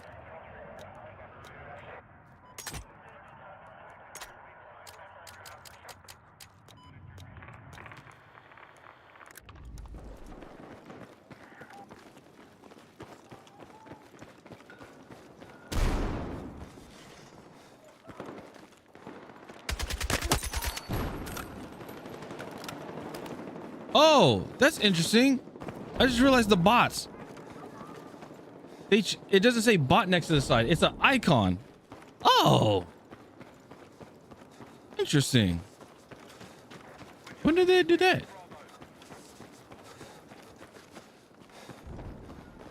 I think, hopefully this flashlight under barrel flashlight attachment thing is... Frag away!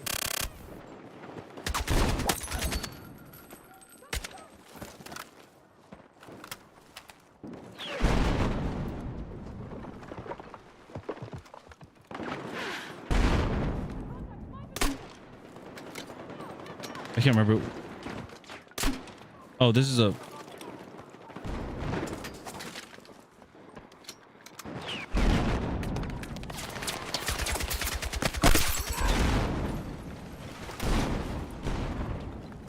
Stay with me!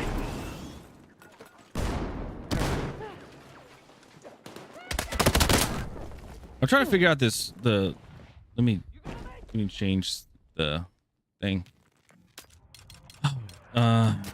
What's this? Yeah, get rid of that.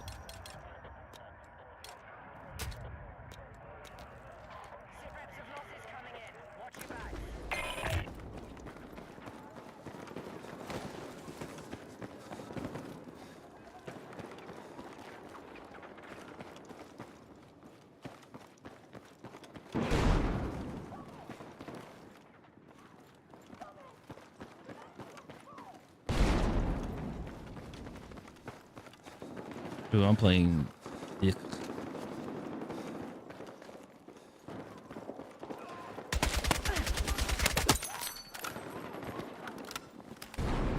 I'm playing Icky right now. Person?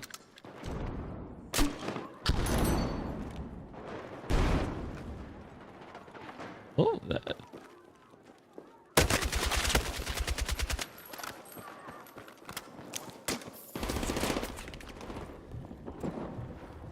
I have 14 bullets in Dream.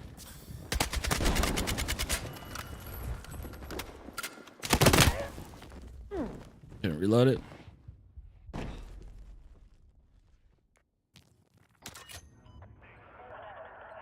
All right, so am I damaged with the underbarrel flashlight on? Okay.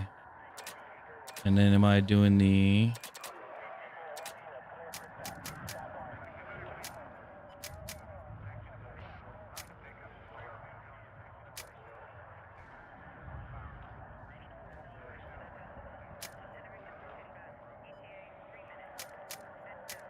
okay, I think I'm doing it. I'm gonna change the gun though.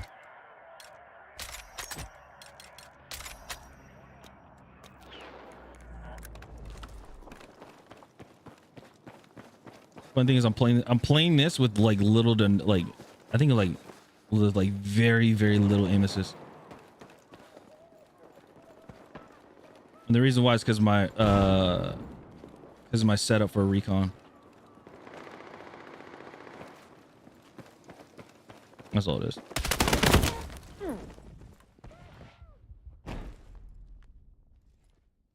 Should have pulled out the grenade launcher.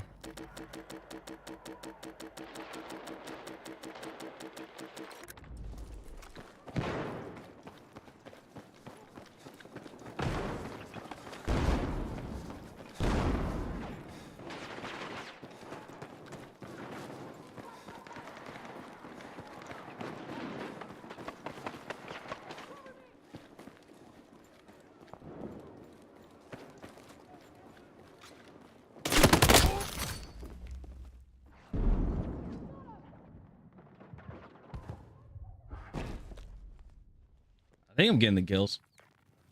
We have Bravo under attack.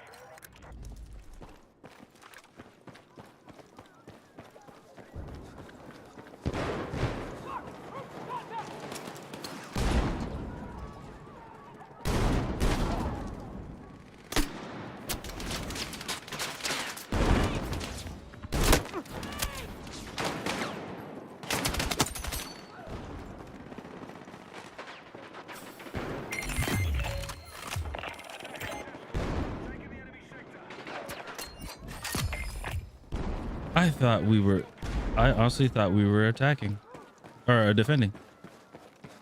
Oh, well, damn.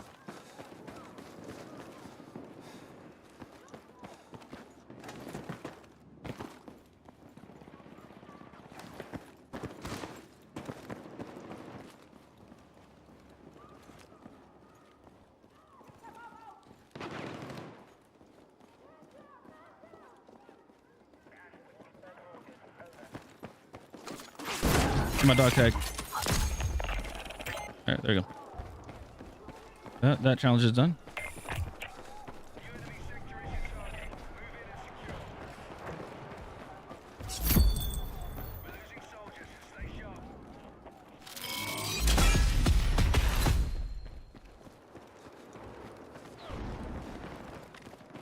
So sorry, man. I hate to do it to you, but I had to.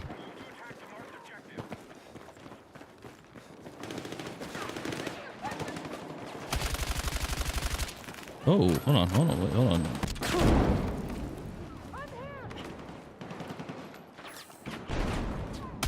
Oh, that's...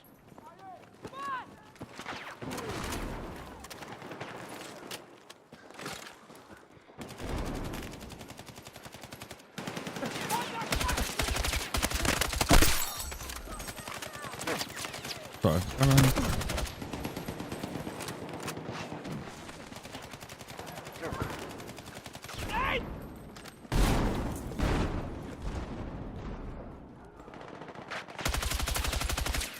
Oh, Sorry, I'm still trying to mess with this controller.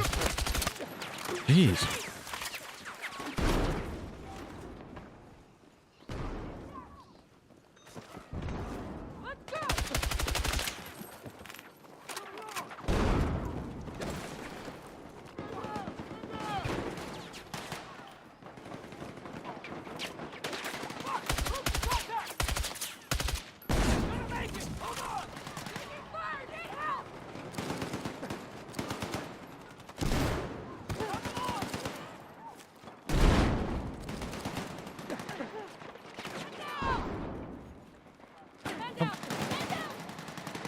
I'm trying to grab supplies. There you go. Thank you.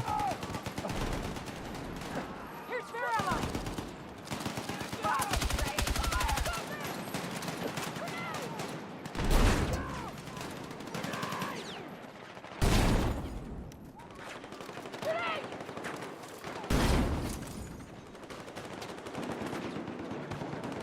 Take this ammo. Ammo over here. Take it. Spare ammo for you.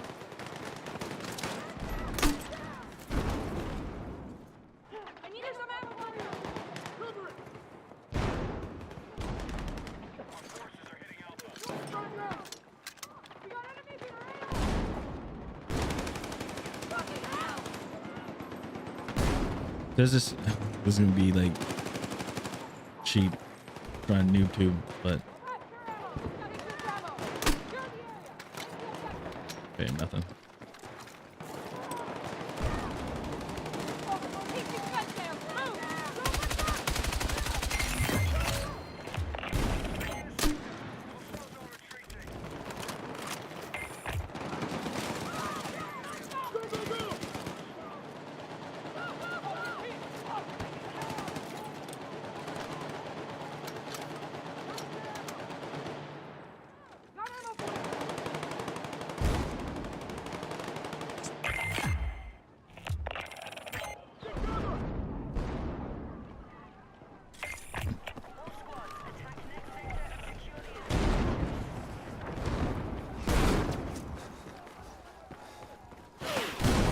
Ooh.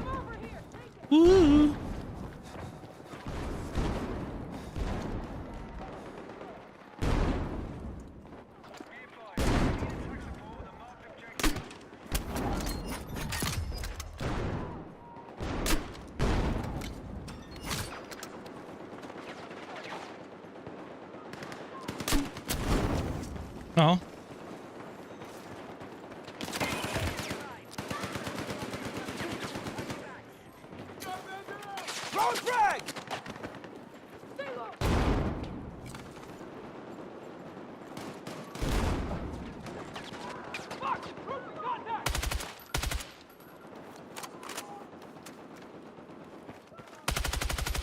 Oh.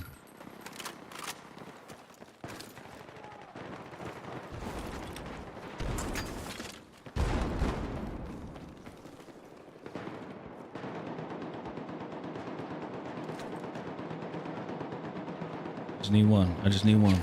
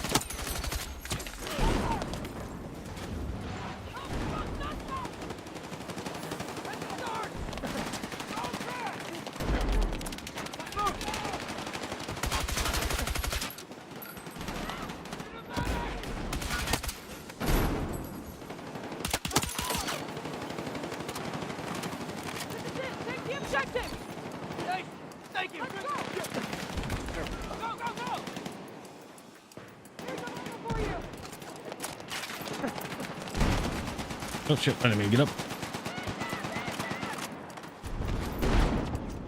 Make a noodle. Stay with me!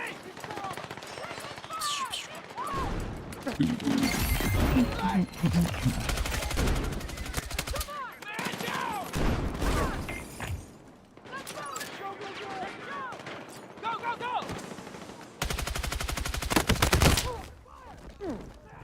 Man down! Damn.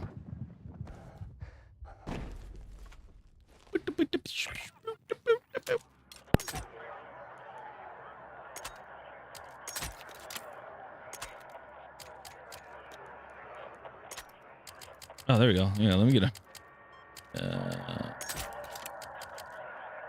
We'll do that one.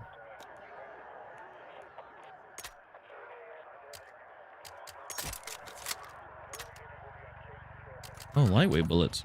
Oh.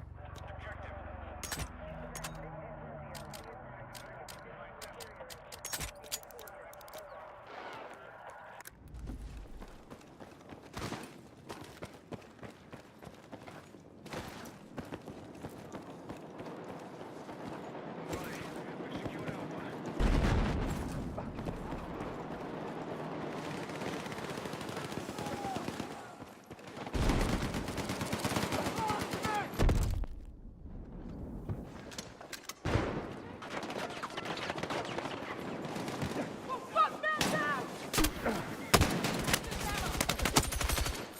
Enemy swarming around!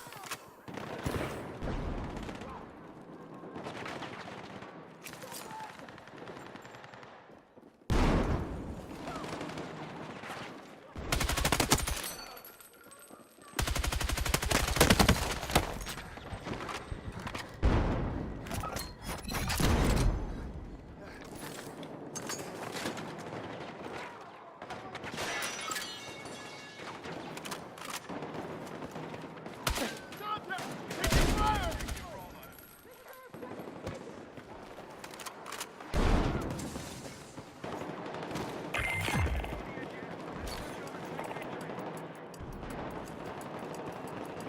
Got the fuckers on the run! Don't hit them! Here's our objective!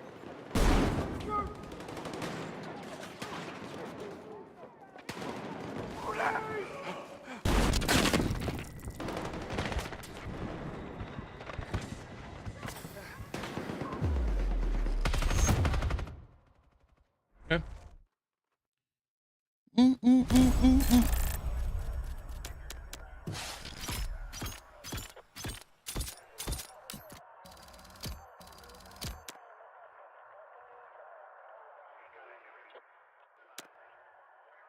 Oh, we're top squad. Cool.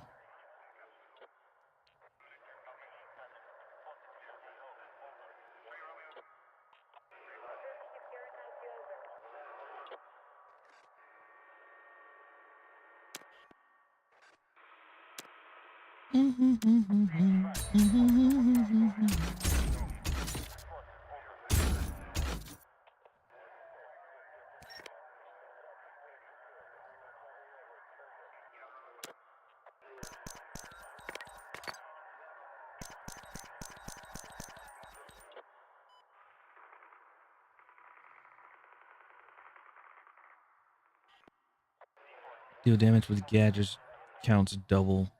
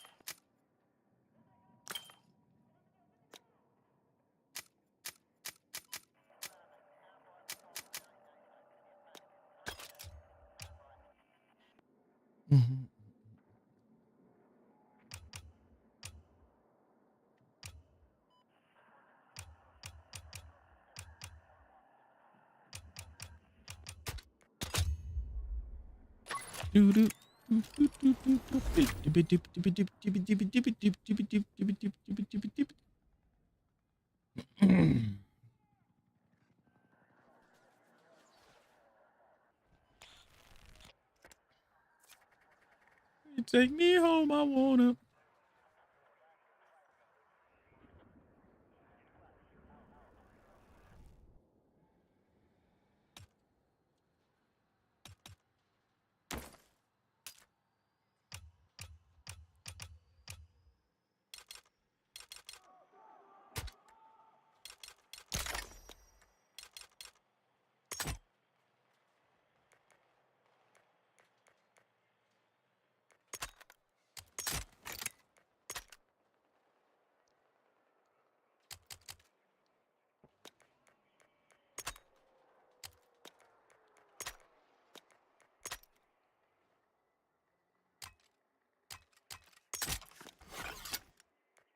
The game is up. The truth is out there.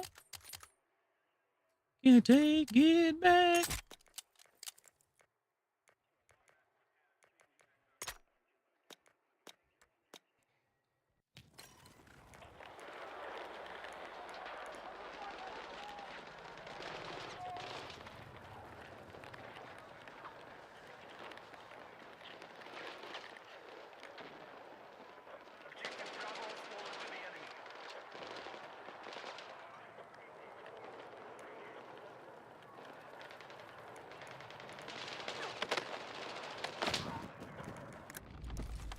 Be advised, the enemy forces are advancing on our defenders have their number. Oh, damn. Be advised, hostiles have taken the sector. Prepare for incoming attack. It's funny, like everybody's, well, not everybody, but there are people probably running around with flashlights and stuff. Grab what you can.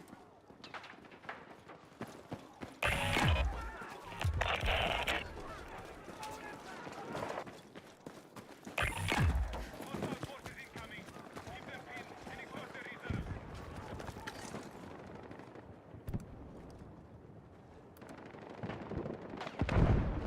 Enemy tank destroyed. Keep direct fire.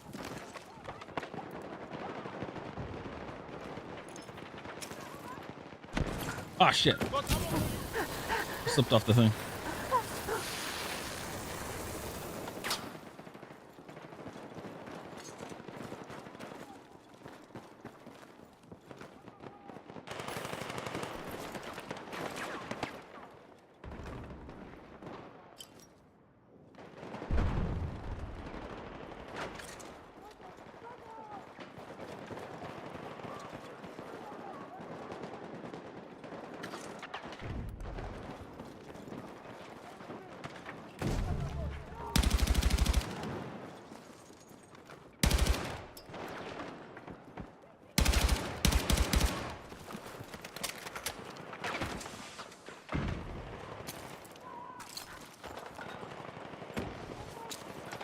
I'm just not. We need defensive support on the marked objective.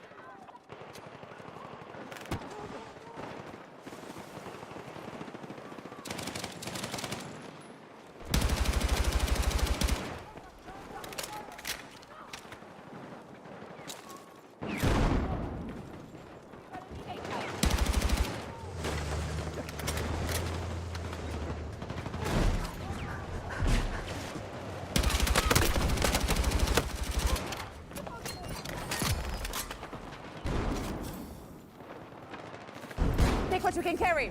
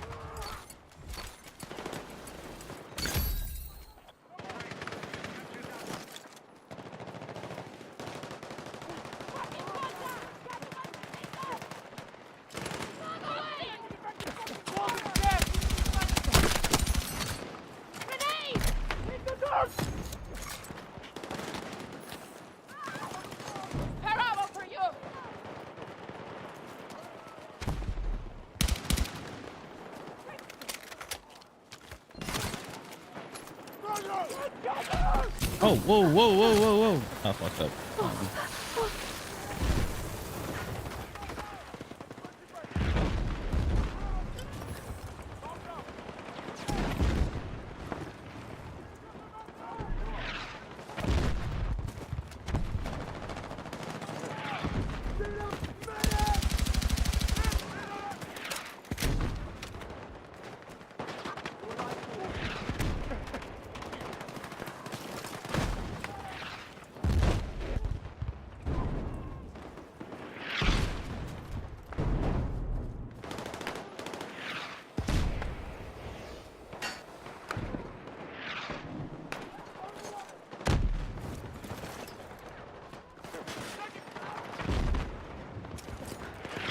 Damn it! I gotta use. Yeah, I'm not used to this controller.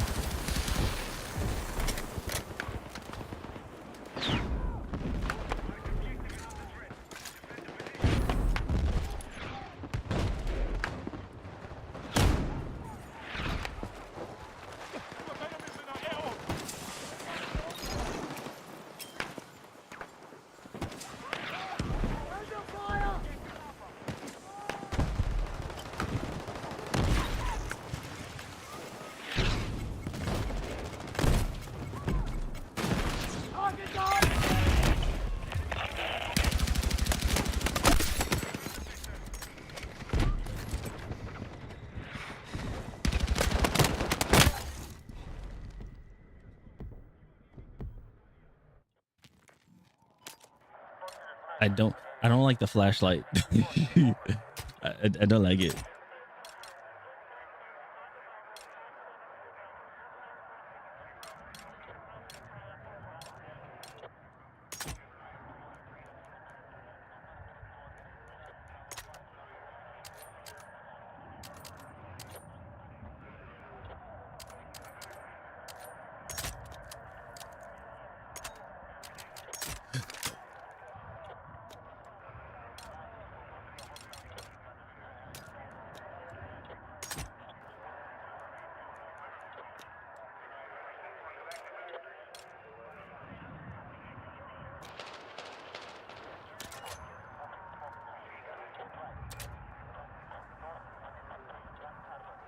Oh, the light has to be on. Damn. Well, like that.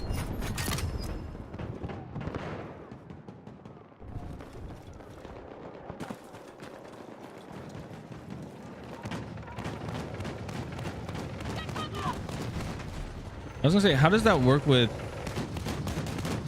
like, does that work with sniper rifles too?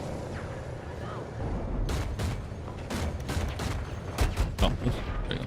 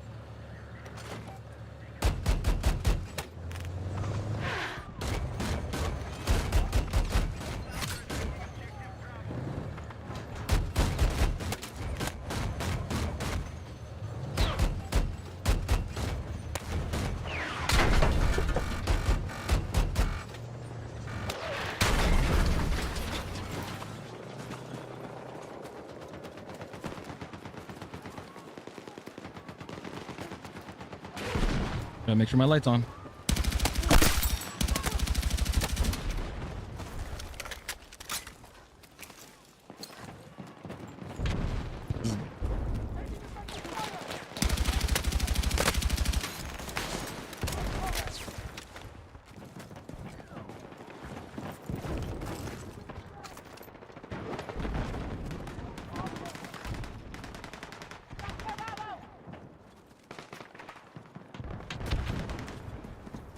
Dude, I feel so dumb, like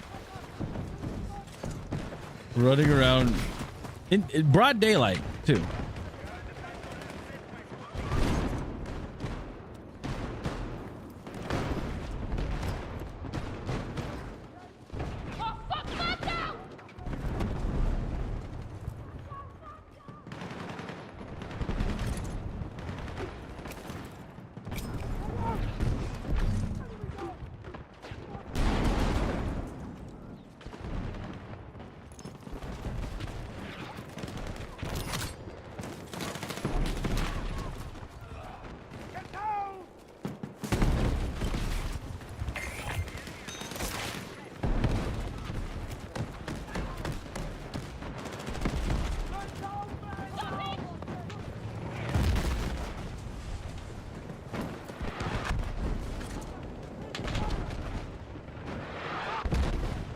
I don't even know if you killed him or not.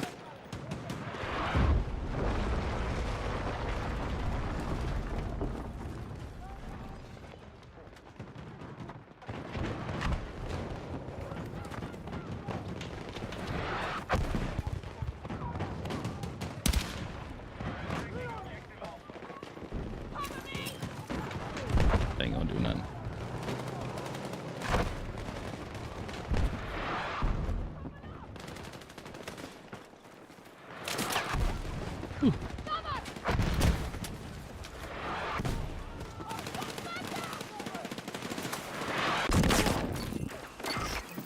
Take what you can carry.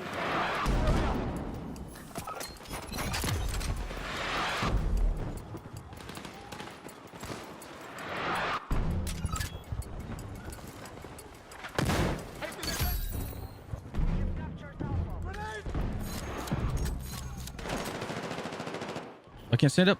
Shit.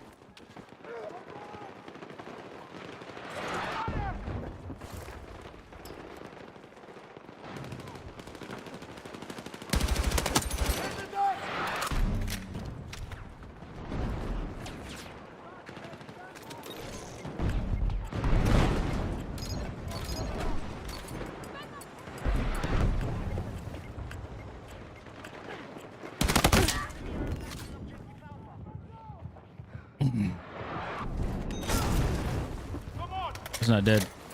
Negative vector flight.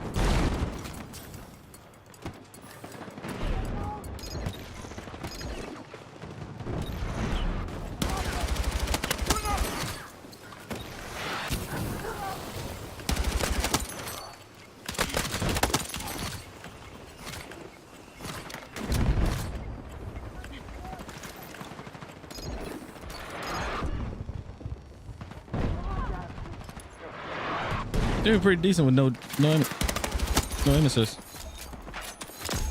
All right, so I got the LMGs done. I got the LMG and the other whatever the doohickey is.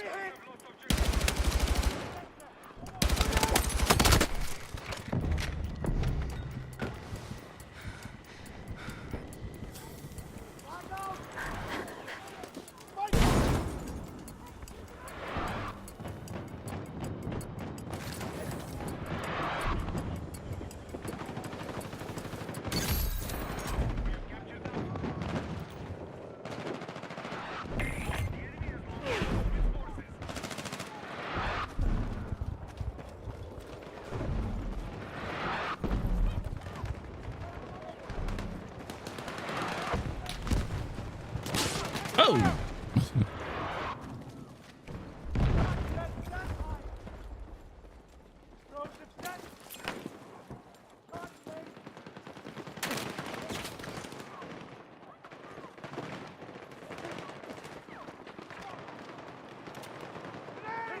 What a nade.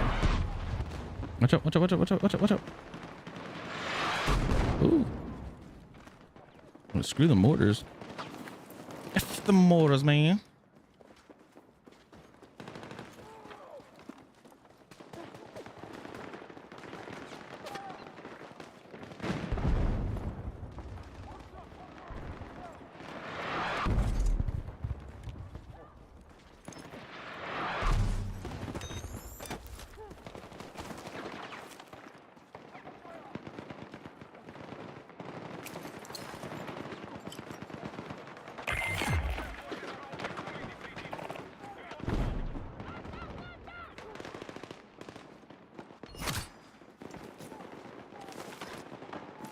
I'm over here. Take it.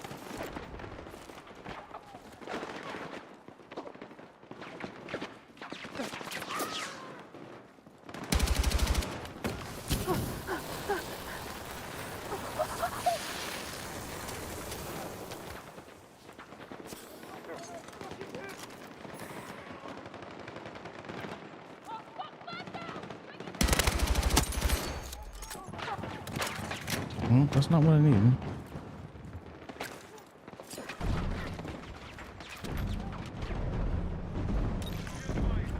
Dude, I feel so dumb.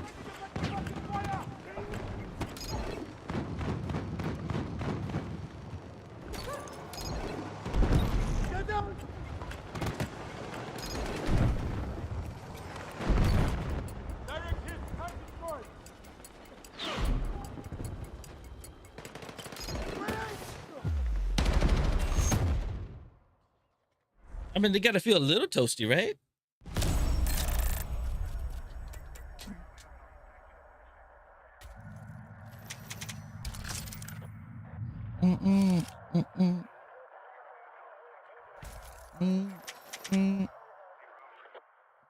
Do do do do.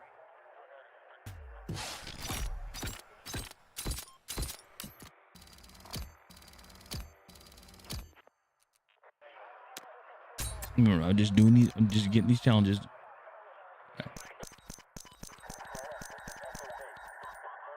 Resupply support. Okay.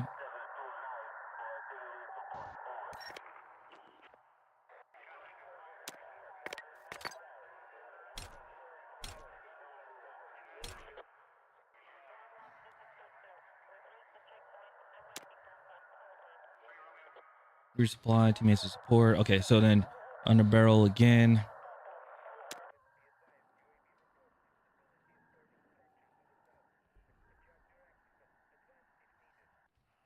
Bum bam bam bam bam bam bam bam bam bam bam bam bum bum bum bum bum bum bum bum bum bum bum bum bum. Wow.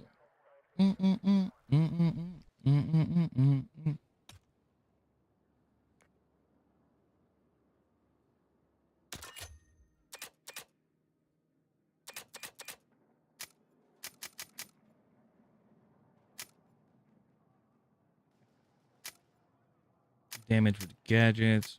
I don't know. Revive or right.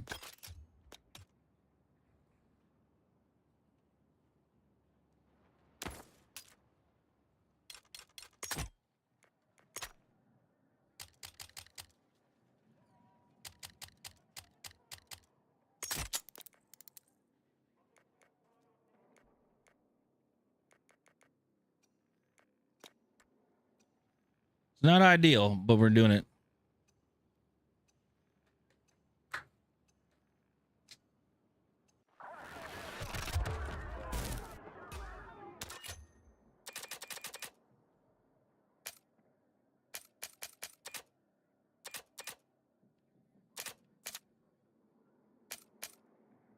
Wait, get kills while the objective or high value kills count.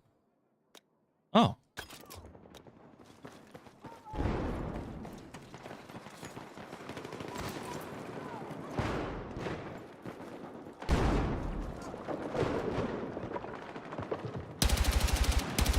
Yeah.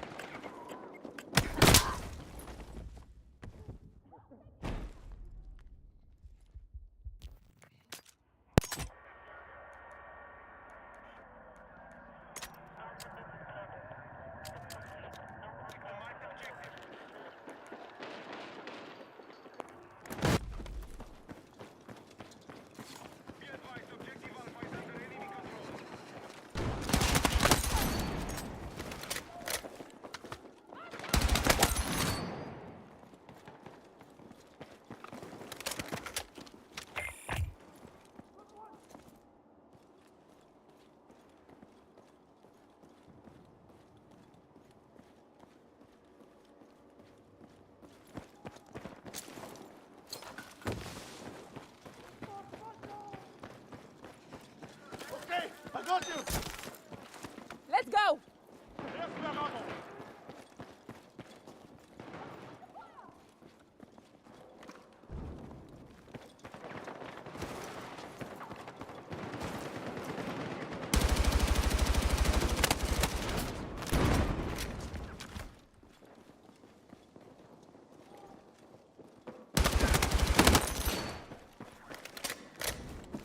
Take what you can carry.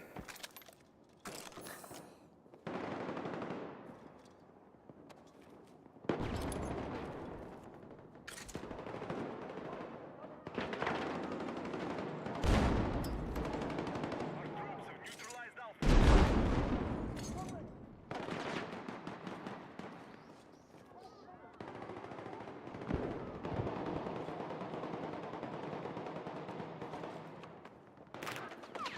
Attention! Our troops have secured Alpha.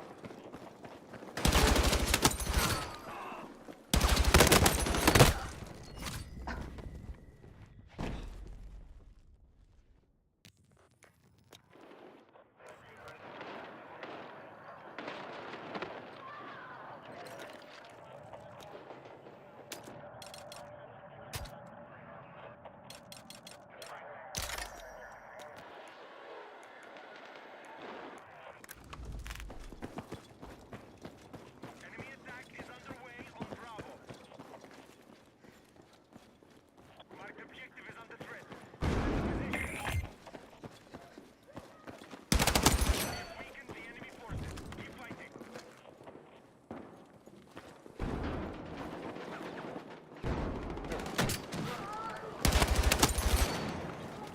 I don't think that counted. The enemy are attacking objective Alpha. Oh, the thing's you guys on the top of the. There it was.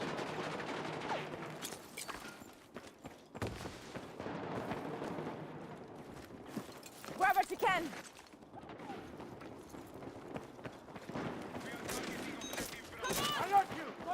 Let's go.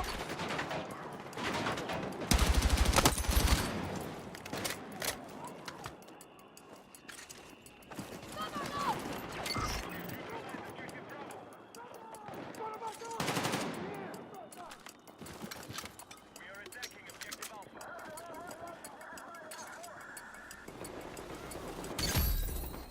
We have secured Bravo.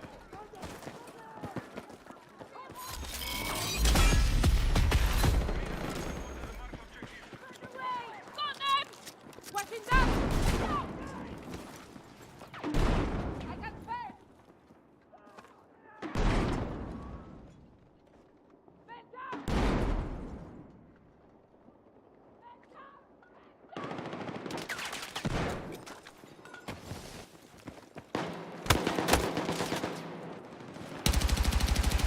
Damn, it didn't reach that far.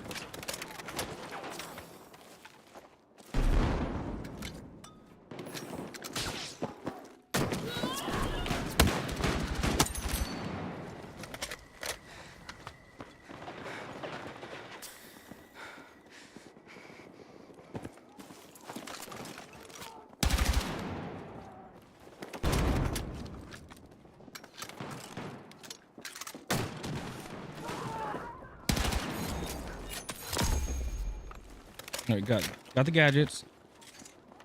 Now I just need the.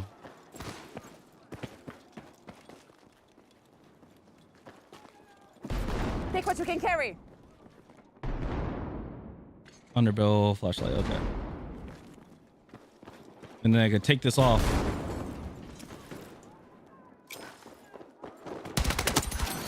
There we go.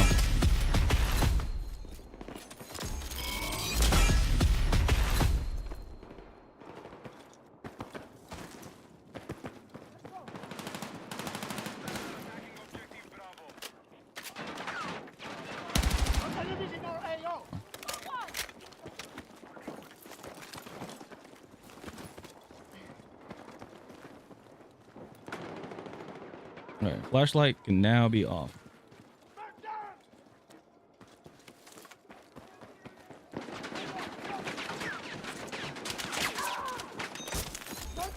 Come on.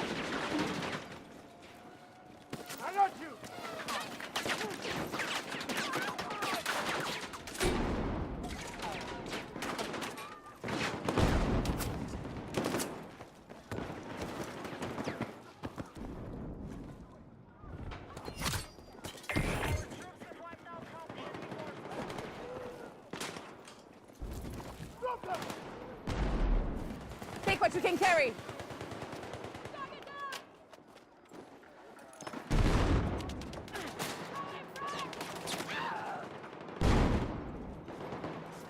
Come on.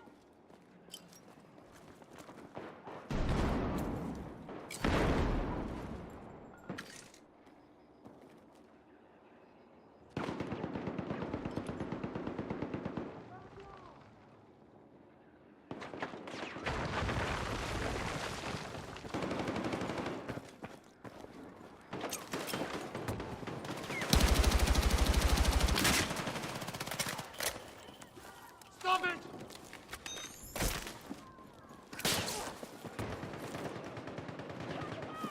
Grab what you can.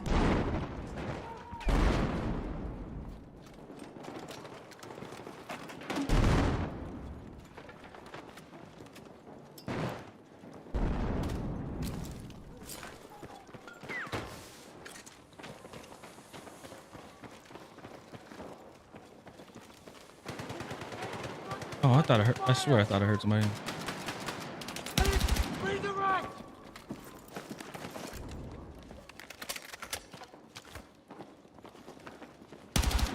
Under fire! I cannot see they dude.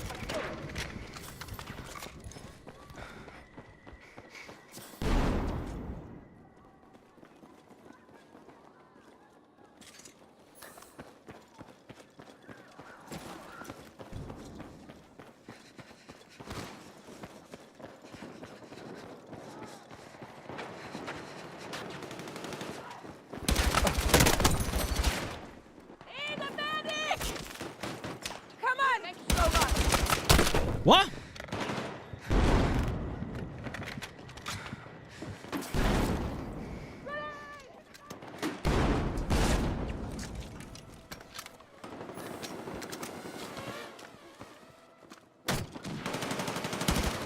Strike out! Cover! Cover!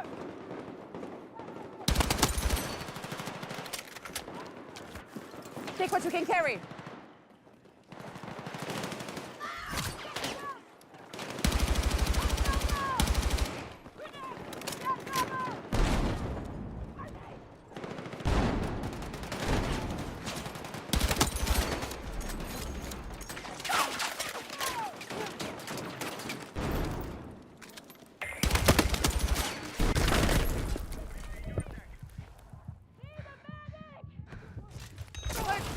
Thank you. Come on. Got the medkit here.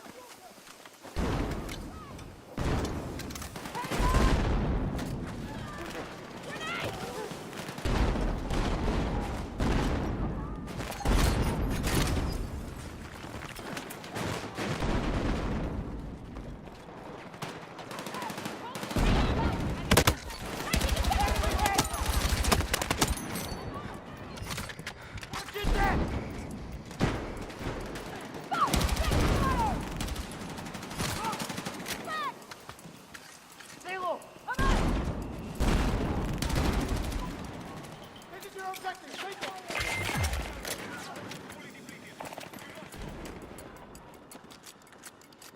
We got him at noon! Come out!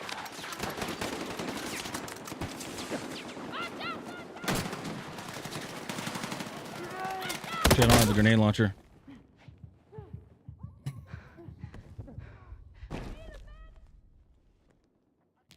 Hostiles are attacking Alpha.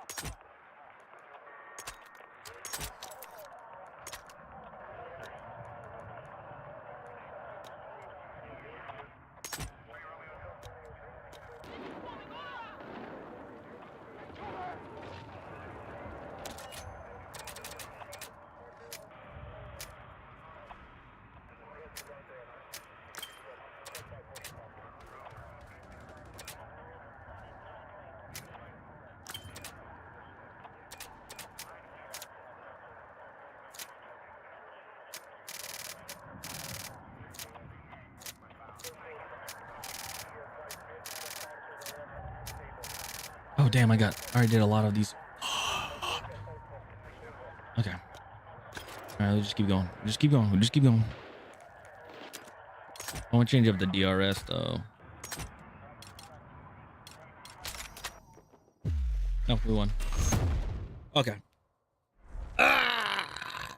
Mm,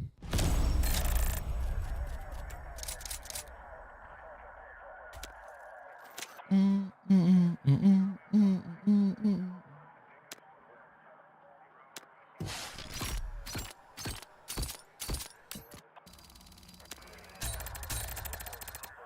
14.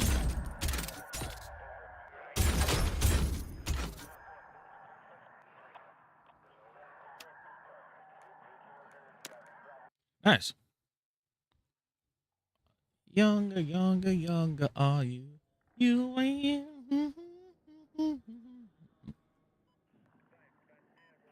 All right.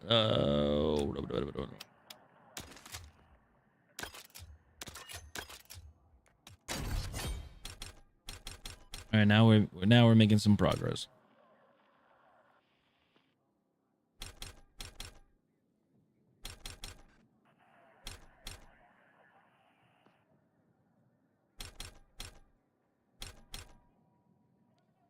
So, one, see, 1, 2, or 2, 4, 6, 8, 10. So 10, 20, 30, 40, 50.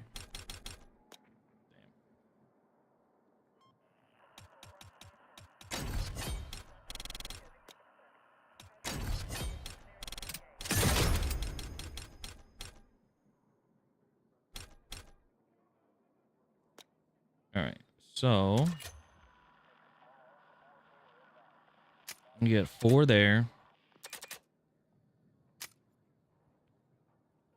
So this is 10 right here. So this will unlock another set.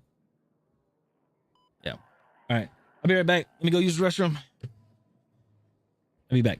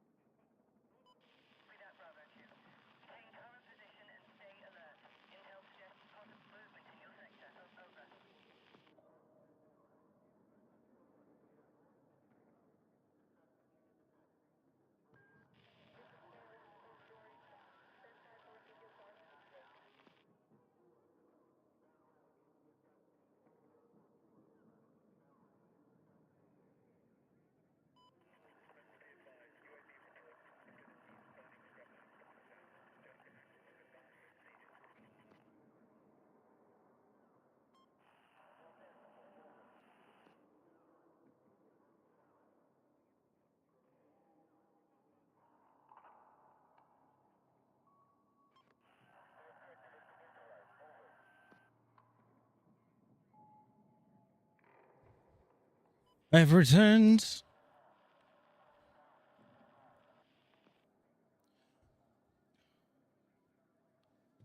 Wow, wow, wow, wow, wow, wow, wow, wow, wow. Doo-doo. Wow, wow.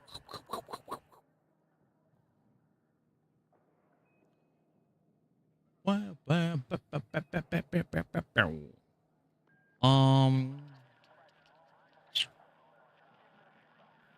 I see no more. You forever. Bam, bam, bam, bam.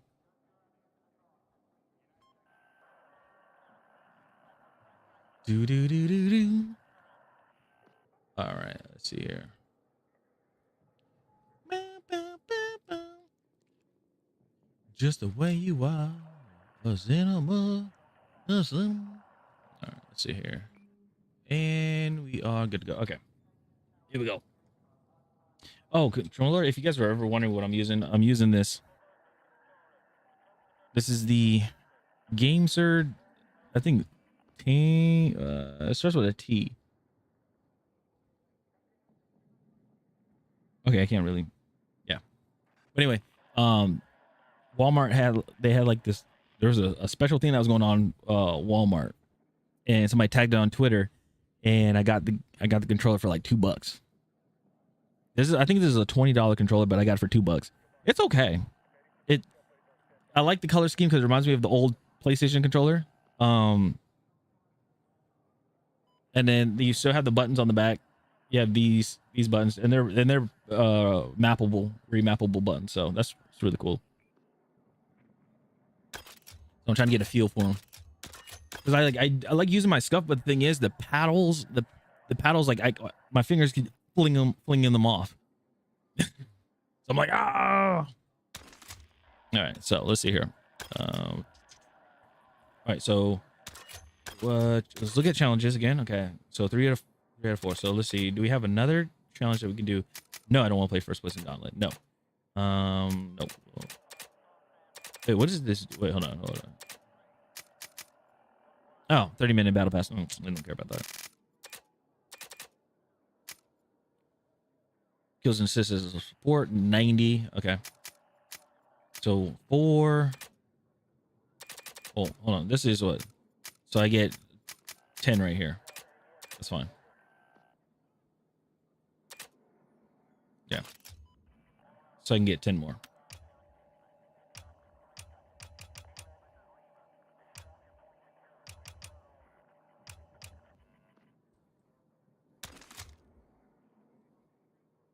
And then, oh, wait, hold on. I need to look at seasons.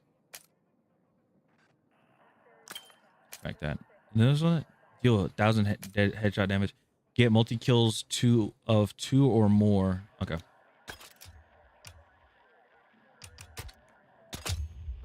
Okay.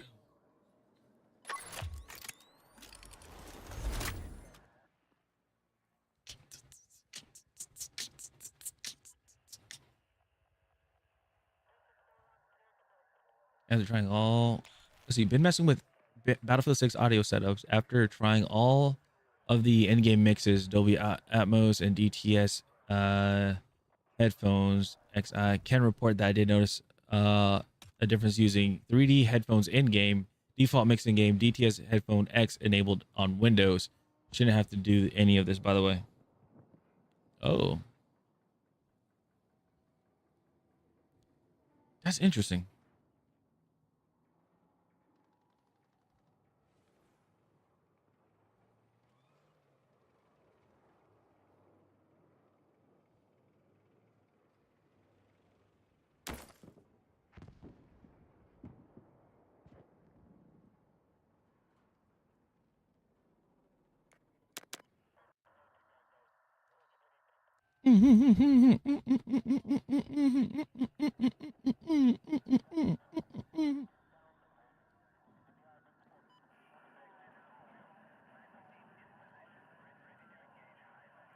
Still getting it. Still getting it. PC Gamer recommends the PS5 Pro with PSSR over PC. Really? So I said, gotta love how these. Oh, hold on. me get into a match first. All right, so they said, gotta love how these dudes lie just for the love of the game. Dude said his $4,000 rig with a 9070 XT. So his GPU was $599 at release. When that GPU was released, we weren't in the RAM crisis like we are now. So 32 gigs of RAM were like $100. That's true. Same with the SSD. So where the fuck did he spend $4,000? That is true. But did he get it at release? That's the thing. Did he get it at release?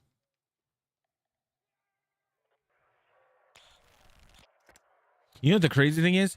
It's like, think of how much you paid for your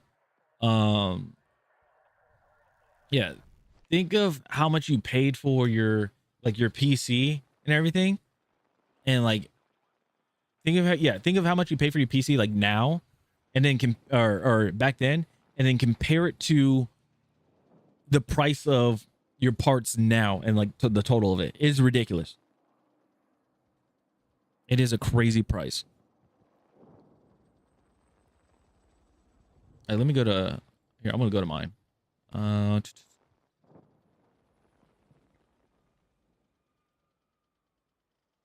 Open this up. I have my parts list here. Okay. So let's total this up real quick.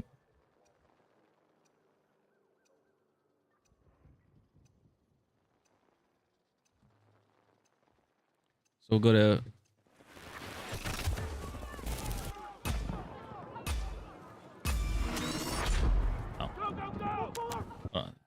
do PC part picker, choose parts, start your build. Okay. So CPU, I have a curious. Okay, Ryzen 9. Where do you go? So let's do AM5.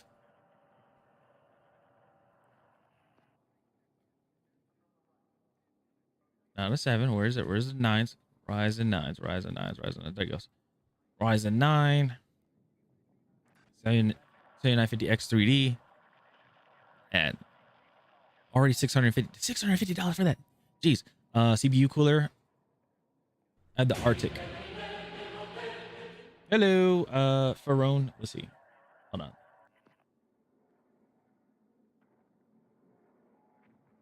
Nice, dude.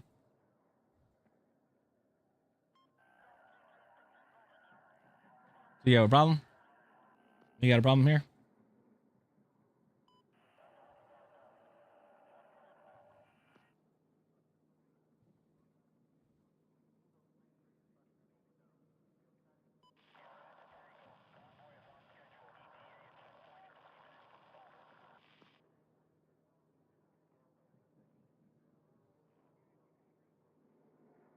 Okay, we had this one. That's $100. Motherboard was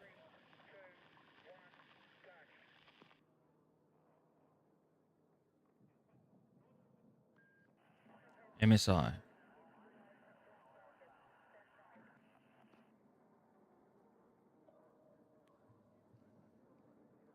Memory was G-Skill Trident.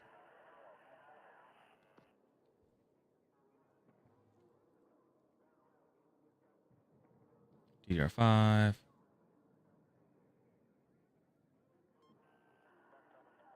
I remember, the 64 gig. Oh, they don't even have it. Wow. Okay. Can't even price it.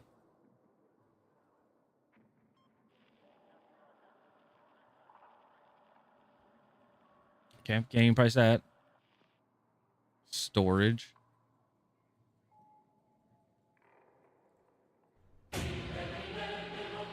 What was good, Alpha? What was good, Simple? How you doing? Dude, I saw your video. Congrats, man. Congrats on your video. It's growing. We're just sitting here like we're trying to compare like parts now, like parts we had like parts back then to parts now. Crazy. Here, let me add. Let me go to this. Almost $1,000.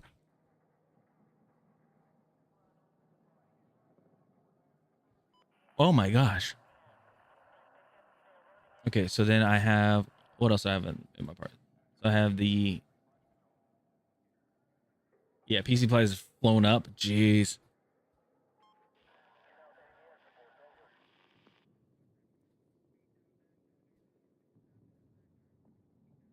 $970 Evo. Okay. So I'm gonna go a little bit. So 970 Evo. Was it the plus? Was it? Where'd it go? Where'd it go? Where'd it go?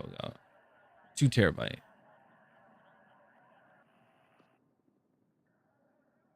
Okay. We'll add that. And then I have a 870 Evo, 2 of them. 870 Evo.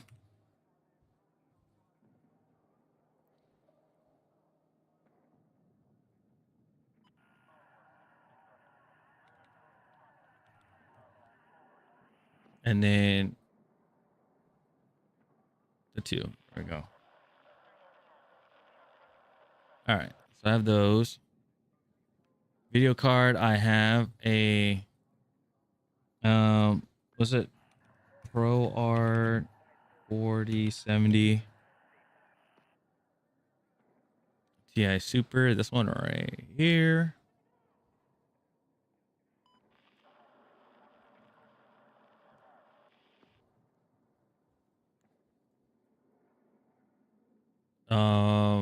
I'm just gonna go with this one because it's, oh no, this one. Power supply, Corsair. Yep. So about a $3,000 PC. Oh no, we didn't even, hold on. I didn't even look at this one.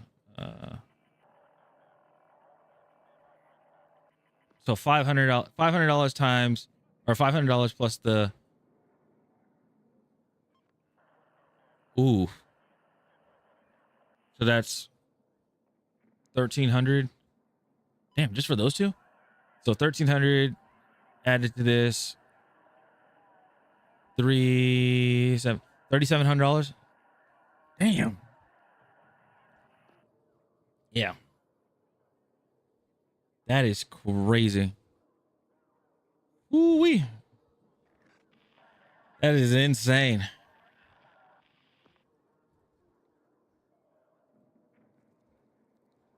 See, and the thing is, that's for my streaming PC. Because it was originally a streaming / gaming PC, but then Alienware hooked me up with a PC. So now I have 2 PCs. So I'm like, all right, well, this one will still be the backup. Was browsing hold on. Wait. Somebody said it was just browsing monitors because I might upgrade for Modern Warfare 4. Then I found this absolute steal. A 1440, so it's a Samsung Odyssey Gaming OLED G5. Yeah. 1440p, 180 hertz OLED. It's a Samsung Odyssey Gaming PC. 400 British pounds is what it is. Yeah, I love an OLED, man. Honestly, I don't even have an OLED. I'm still not on one yet. I heard OLEDs are nice. I have like the all-in-one PC right now. Man. I have the all-in-one PC from Alienware, and or the all-in-one monitor, which is like, or the 2 monitors in one. There you go. It's a 1080p 360 hertz, and then I got a 4. Then if I switch it over, I can switch it to 4K, and it's 120 hertz. But I might swap this monitor out, put it up here, put this monitor over here, and then I might get there's a 1440p OLED 27-inch that's $600, and I have like coupons and stuff saved. So let's see. Would love the Omena. Yeah, people recommend it. How did you get partnered with Alienware, if you don't mind me asking? This was 3 years ago. I went to TwitchCon, and Alienware had a tent and everything, or they had a booth, and I talked to them about. I just went up there and just say, just like looking at the stuff, and they say, "Hey, are you interested in stuff with Alienware?" And I was like, "Yeah, I mean, I like, I was just talking to him about the like a PC that or not PC, the laptop I used to have back then, and how much I liked Alienware and everything, like how cool the brand is. Talked about the comparisons between Alienware and like third party, like custom building PCs and stuff like that, and like how Alienware could be better and things of that nature. So then the guy was like, "Here, take my take my card. I want to keep in touch with you about some stuff." And I was like, "Okay."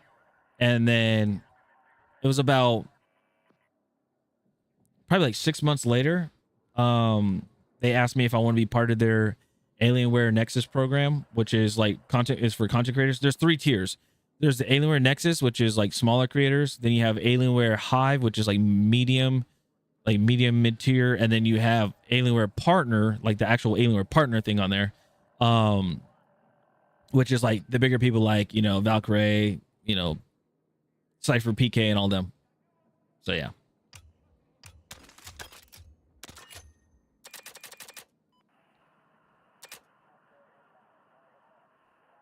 All right.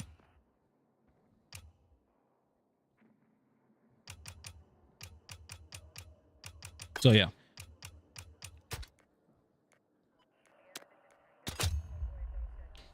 Yeah, that's nice, man. Nice, man. That's awesome. Might look into it. Yeah.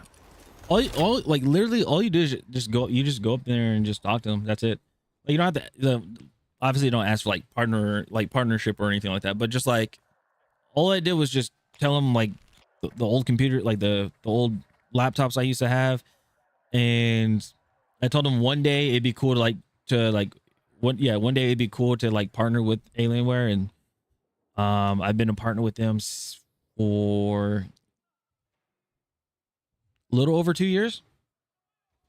So, and they'll give you like they'll tell you about like they'll tell you stuff about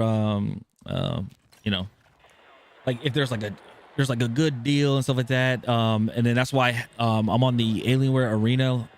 Me and a few and like all the streamers and creators were on Alienware Arena, which people can earn like arena, like was it Alienware points, like arena points, by just watching streamers and stuff. It's a totally free account and everything like that, and it's pretty cool. I was like, oh, this is interesting.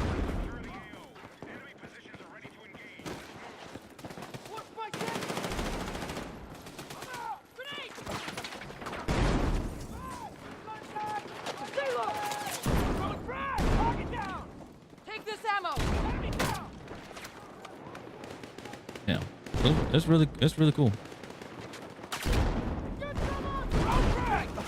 Yeah, give it a try, give it a go. That's awesome, man. Yeah, I'm going to look into it. Yeah.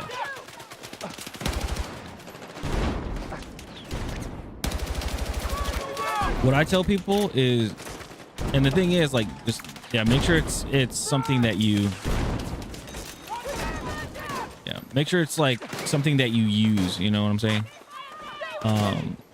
There's a lot of like misconceptions. People like try to partner with a whole bunch of groups, but then it's like, do you actually use their products? Things like that. Like that's the problem that a lot of people have.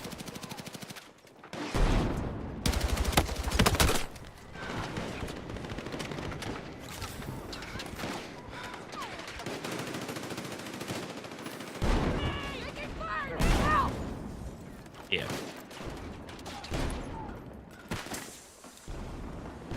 Because like Battlefield is your very, very first, right?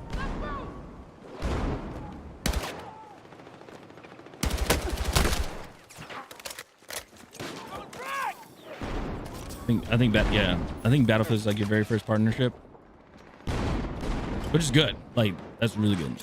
Getting in the creator program and also being a partner and stuff. Really good.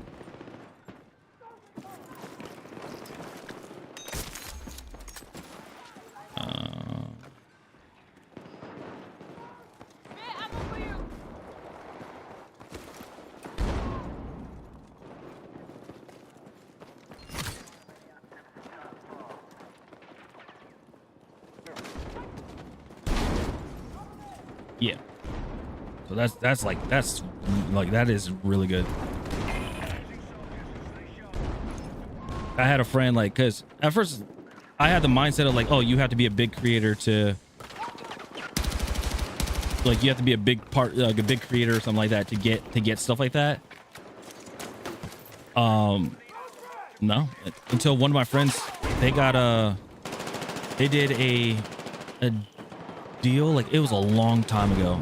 Like they had like 1,000 followers and they got a deal with, or not a deal, but they did like a partner thing with or sponsor with McDonald's. I was like, oh, that's sick. I was like, that's so cool. I was like, you got a McDonald's thing? That's pretty cool. Yeah, so I thought that was really sick that they were able to do that. But yeah, all you do is you just literally just, you know, talk to them, be yourself, pitch, you know, if you got a pitch, like, you know, if they tell you like, you know, what's your pitch, you know, you do like a little partner pitch, like a pitch deck or whatever. And there you have it. You don't need like you don't need an agency. You don't need any of that. No. I can't see you. I can't see shit.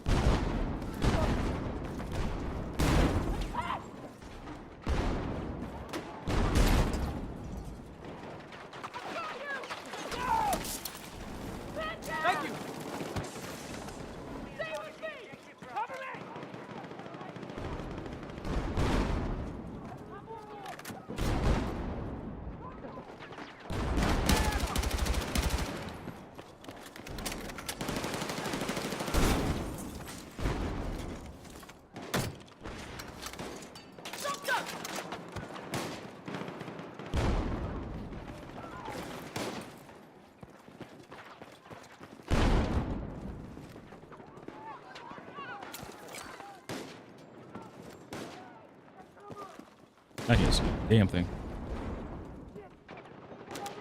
See, I keep getting restrictions on Facebook and now my TikTok, Live. I think it's due to playing Battlefield with the AI bots. Due to playing Battlefield, the AI bots keep flagging for violence.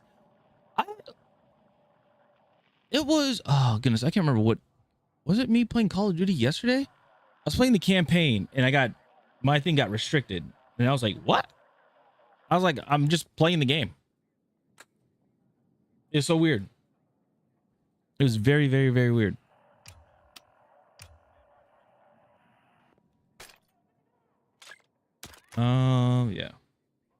Yeah. It was on TikTok. It was so weird. I was like, hey, why am I being flagged?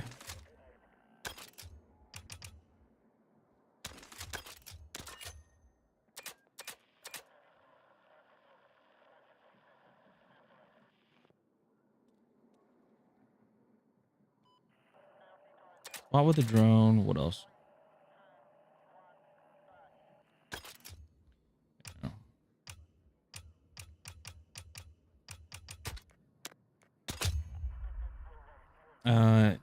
Yeah, I got the same last night. It limited my reach, so my live didn't reach anyone. Yeah, that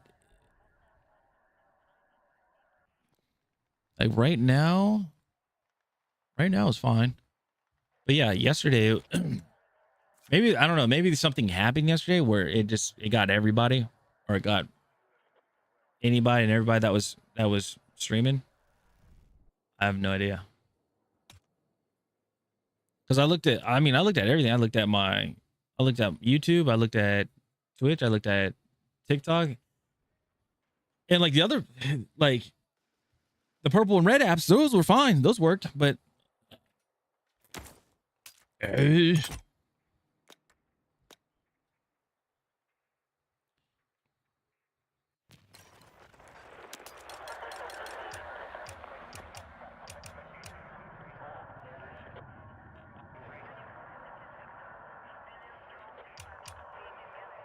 Oh, I don't even use this anymore.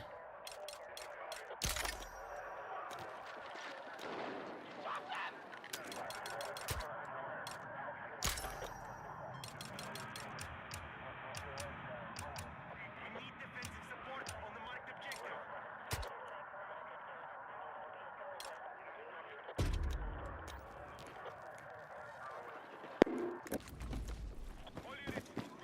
As a content creator, I'm also it's so deflating when I'm trying to create a brand and community, etc. Oh yeah. We have weakened the enemy forces. Keep fighting. Oh, I've been there. It is, and it's still. I mean, to me it's still rough trying to, still trying to do that, trying to grow and all that.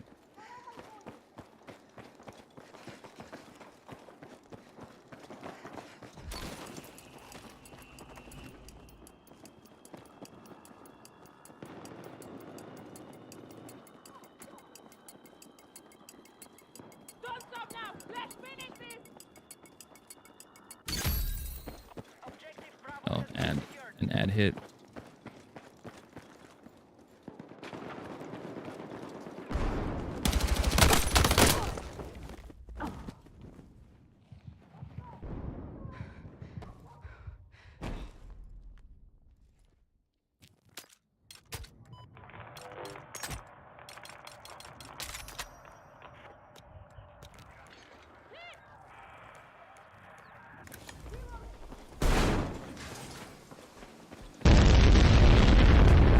Hey, Virality, what's going on? Thanks so much for the raid. I appreciate it.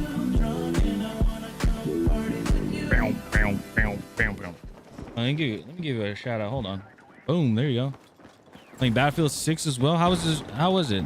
Also, thank you so much for trusting me with your community. Appreciate it. I really do. I appreciate it.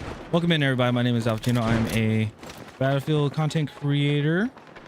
Also, I play a variety of games as well.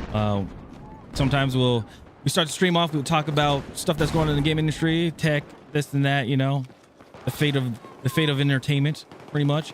And then we go into playing some Battlefield. There are some days, Sundays, we do streams like Sunday Side Quest, where currently we're playing the we're playing the Call of Duty campaigns to see reminisce of how Call of Duty used to be great and then how it kind of fell off. So, yeah, that is what's happening right now. It's awesome. It's awesome. It's pretty cool. City boy, city boy. I appreciate the follow. Thank you so much. I'll have to make sure to check you out.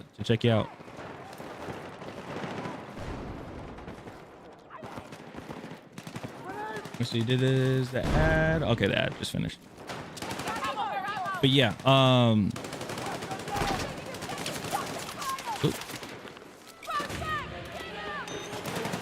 Oh, damn, you died. Hey, I appreciate the shout out. I'm in ad. You're good. You're good. Don't worry.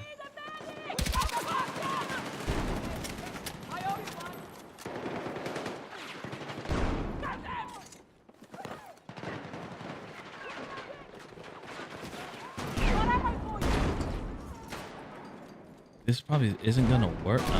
I just need one more kill. I just need one more kill. Oh, damn it.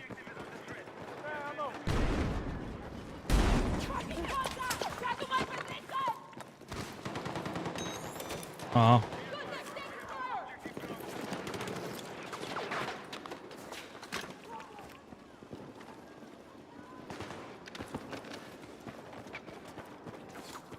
Work it harder, make it better, do it faster, it makes us stronger. Never over.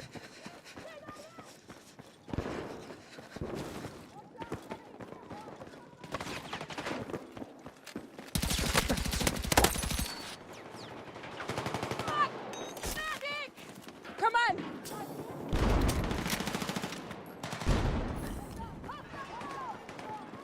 Let's go. They're attacking Bravo. Grab what you can.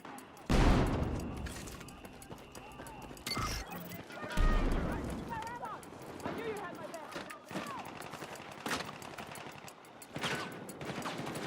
Stop it.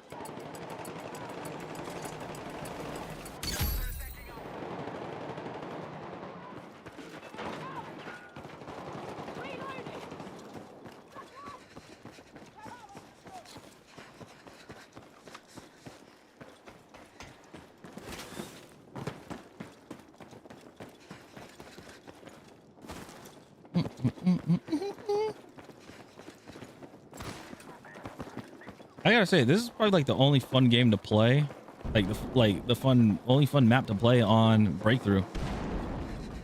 The mortar thing, I really feel the update when they did the mortar, and I'm highly upset.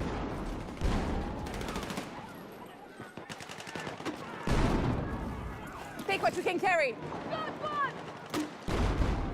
Yeah, I'm highly upset.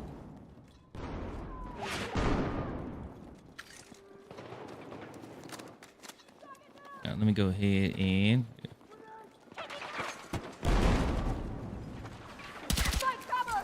I threw a smoke out there. Catch you, cat. Have a good one. Hey, Simple, I appreciate it. Give me one second.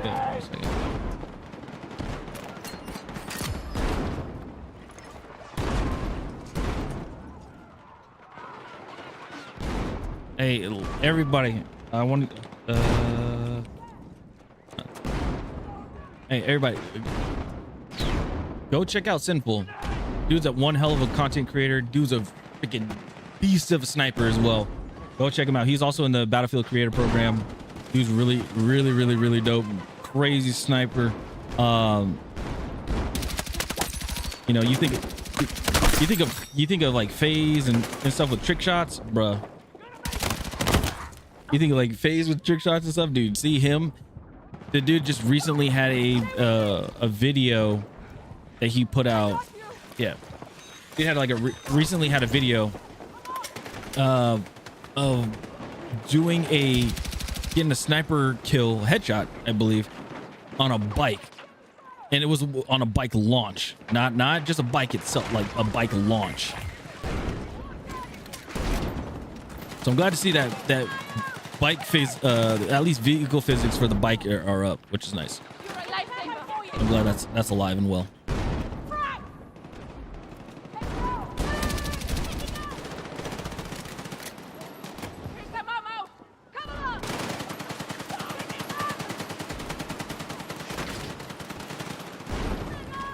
Resupply them.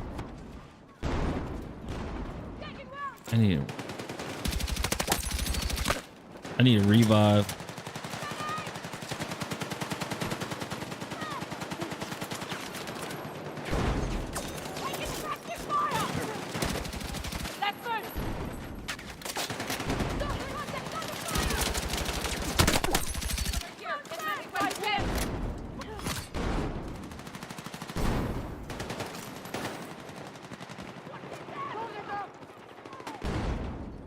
Oops. Just right there. No, you didn't kill him. You didn't kill him. You didn't kill him. No, you didn't kill him. You guys, look behind you. Look behind you. There's a dude just shooting everybody. Enjoy your night or morning. I'm passing out. Oh, it's all good. I appreciate it. Thank you again for the raid. I appreciate it. Thank you so much. Yeah, if you ever got a raid and run, totally good. Totally good. It's all good.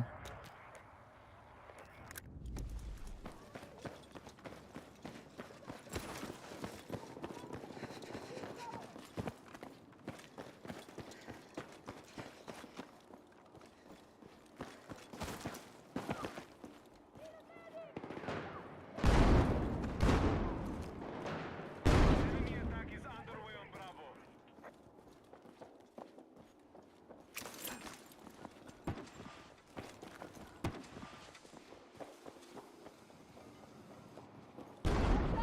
We've lost objective Bravo.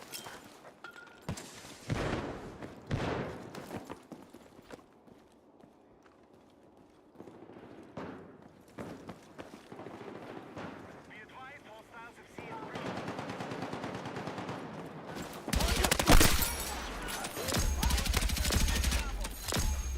Got it.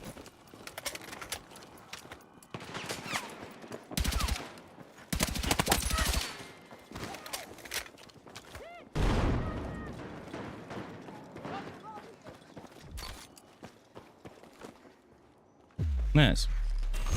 Nice. Very nice. Okay.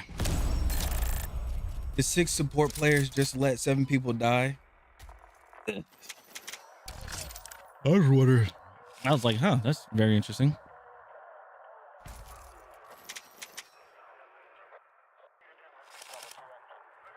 Whap, whap, whap, whap, whap, whap, whap.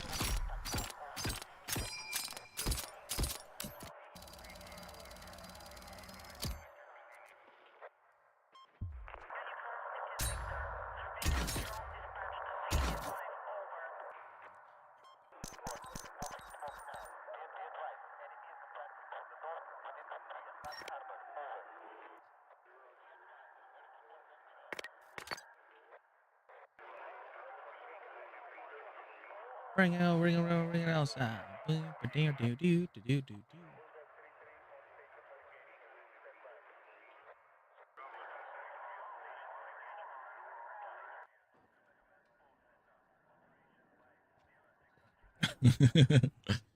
Oh man.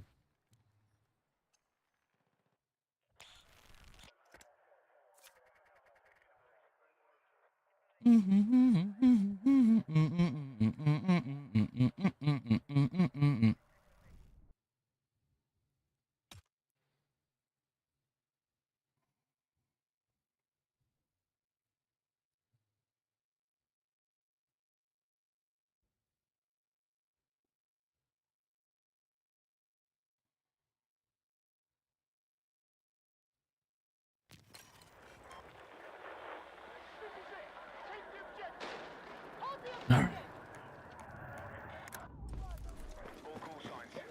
So what about challenges again? Revive, redeploy teammates, and then Wilson says, okay.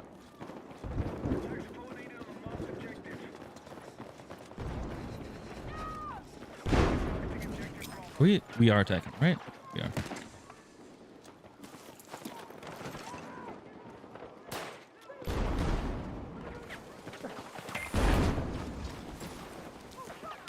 Oh.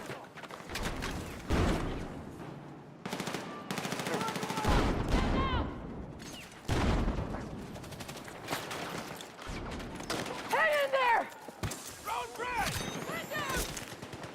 Let's move! I got you!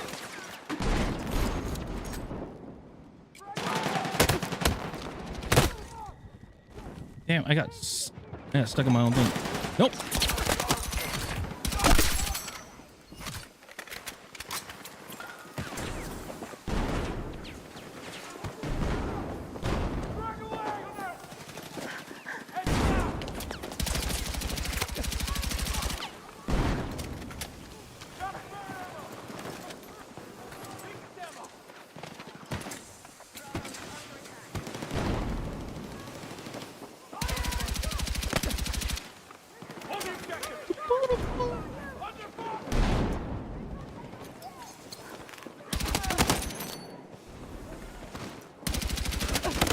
Ah.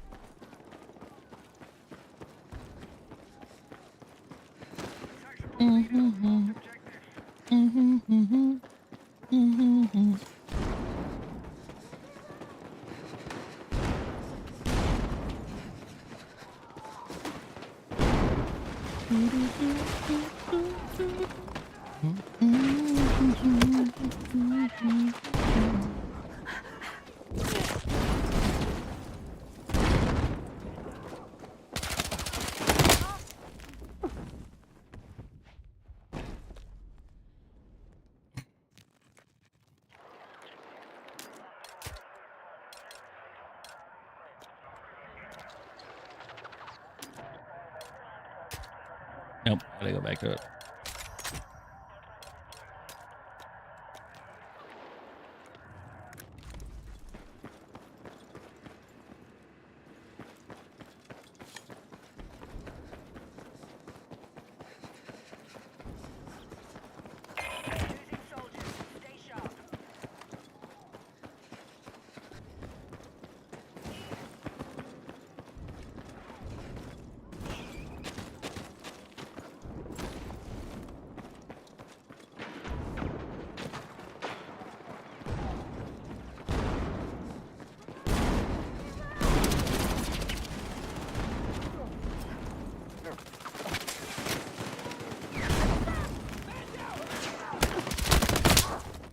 Bro, move out the way. Jeez.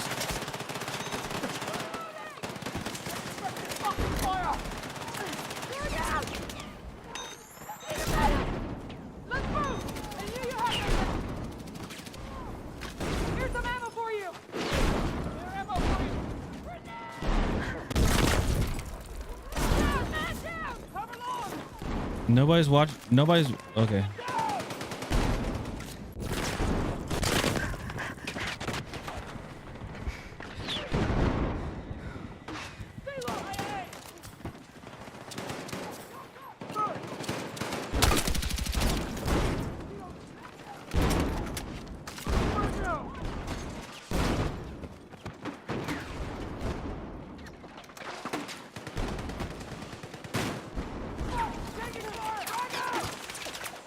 Stay low! Taking effective fire! Grab this spare ammo! Don't drag! Explosive set! Taking fire!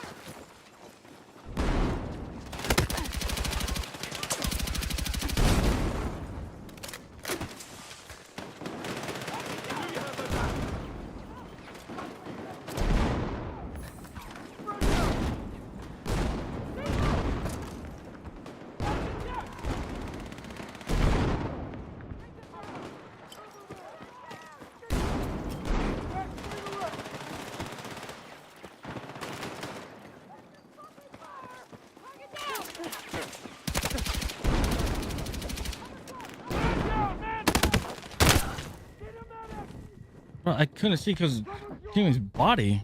He's infusing everybody's body. What the fuck? What the hell?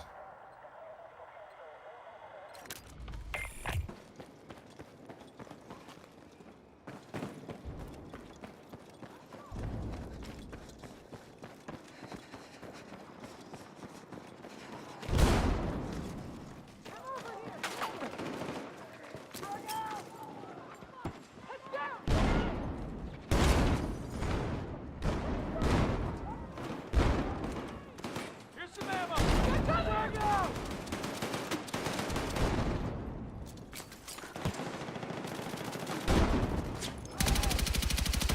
Take this ammo!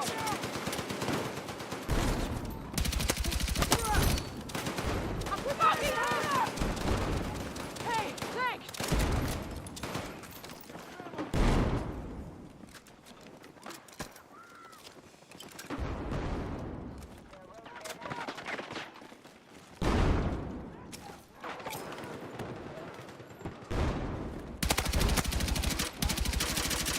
Yeah, ammo for you!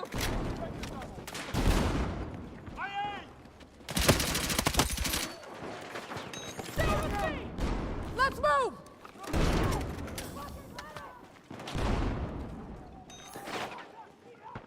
Lost over half our forces. Stay alert.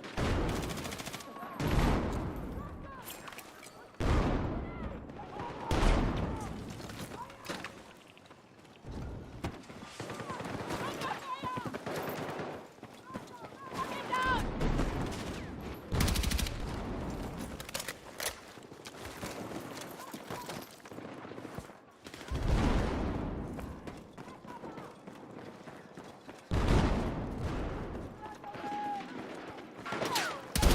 Oh, that fucked me up.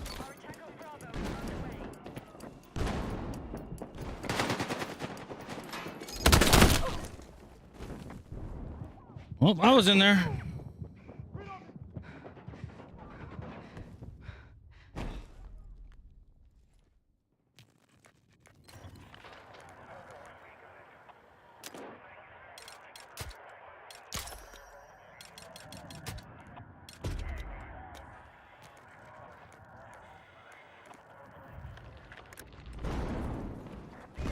Hostiles are attacking objective Alpha.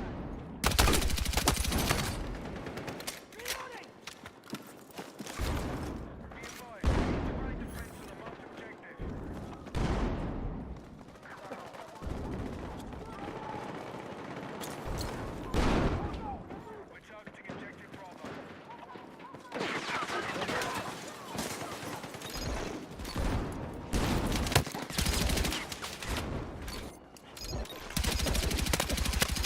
How did that not kill the guy?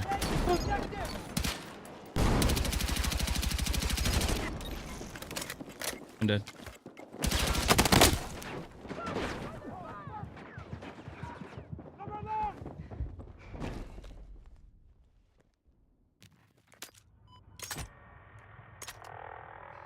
Maybe I should not have those on.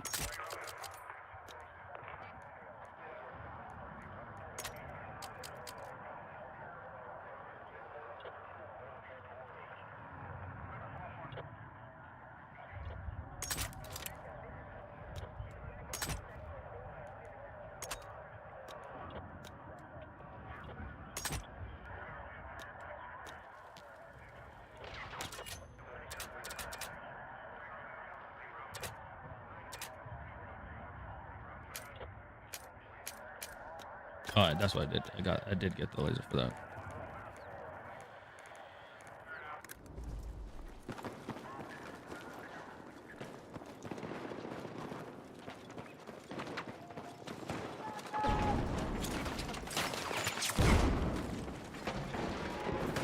Grab what you can!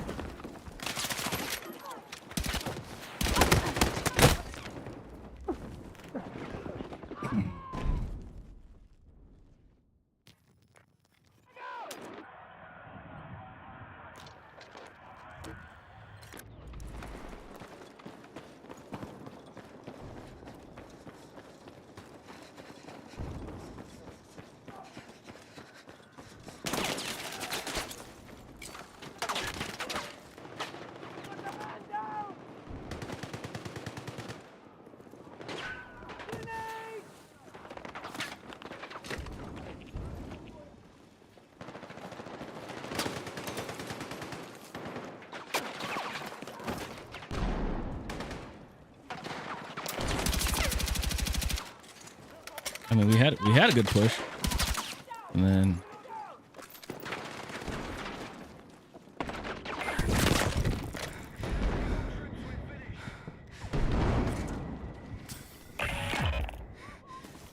Grab what you can!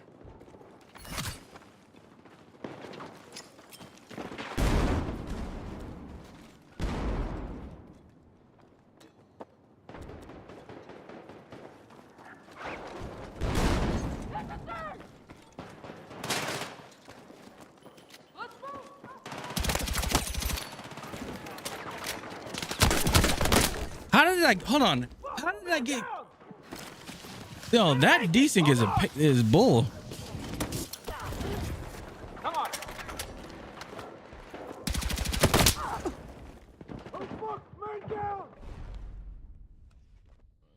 That is a bullshit desync.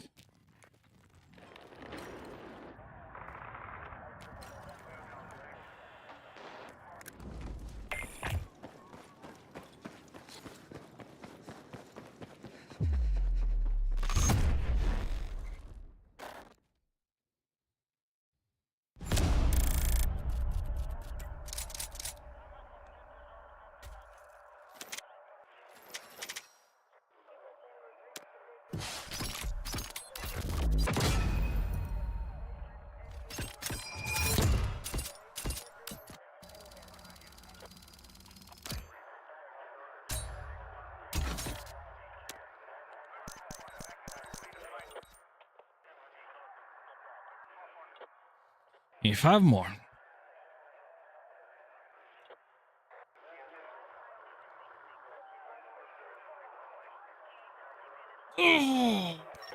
Oh. Bam, bam, bam, bam.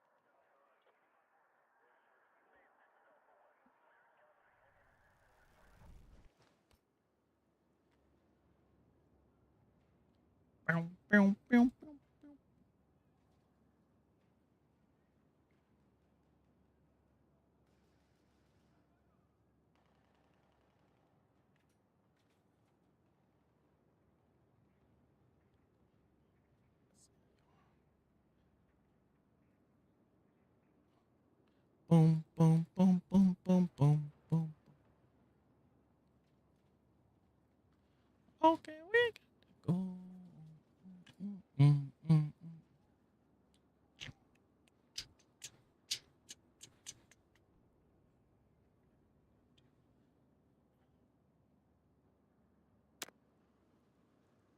That was weird. And we got that.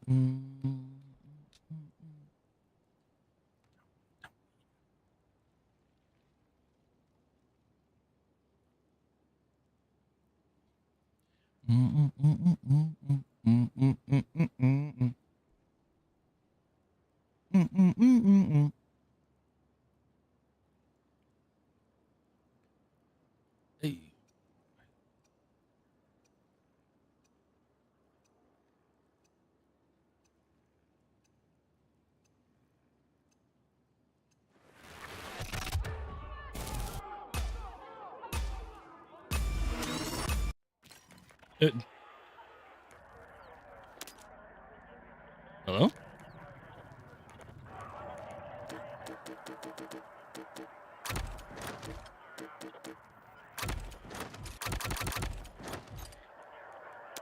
Okay. That was a weird bug.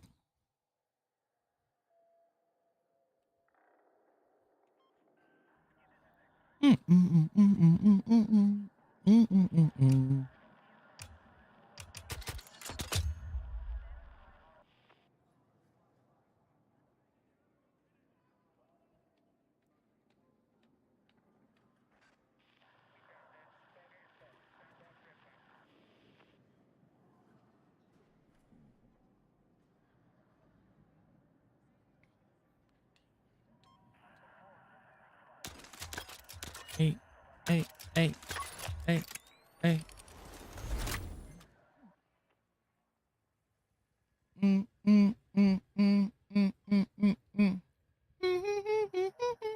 One, two, three, four, five.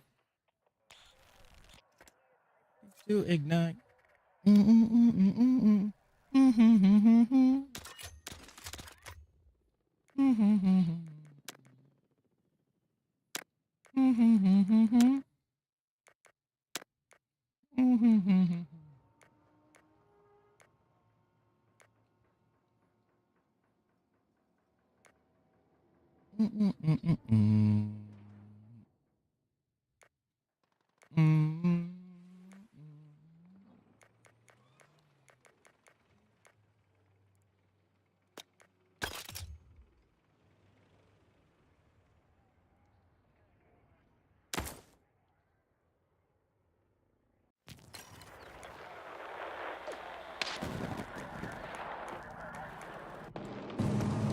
Be advised, enemy forces are tugging across multiple sectors.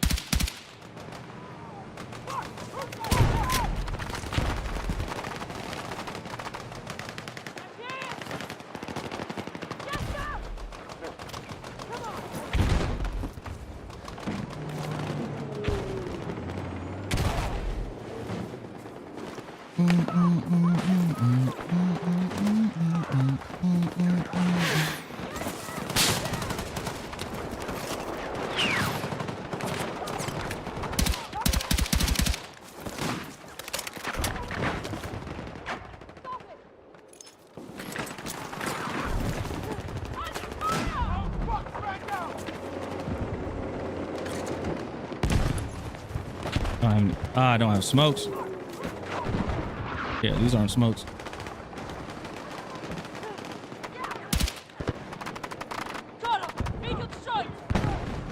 Well, this is not good.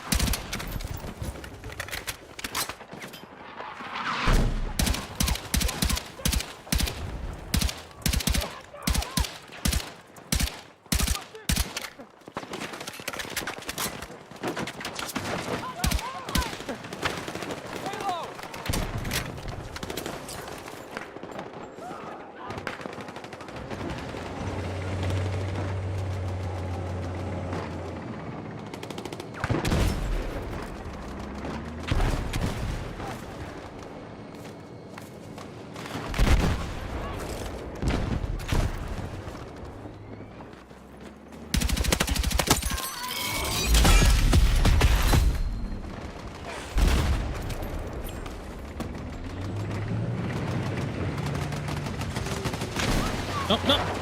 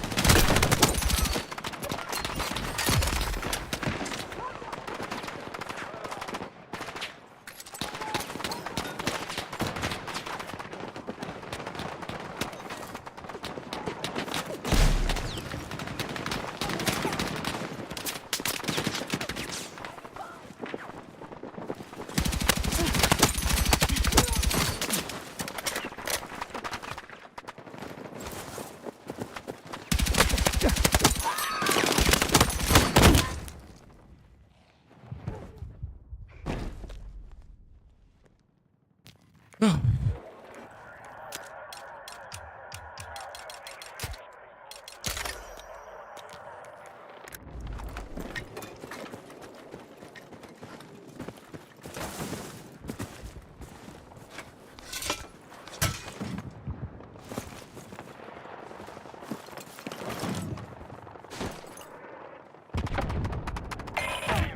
troop strength down to 50%.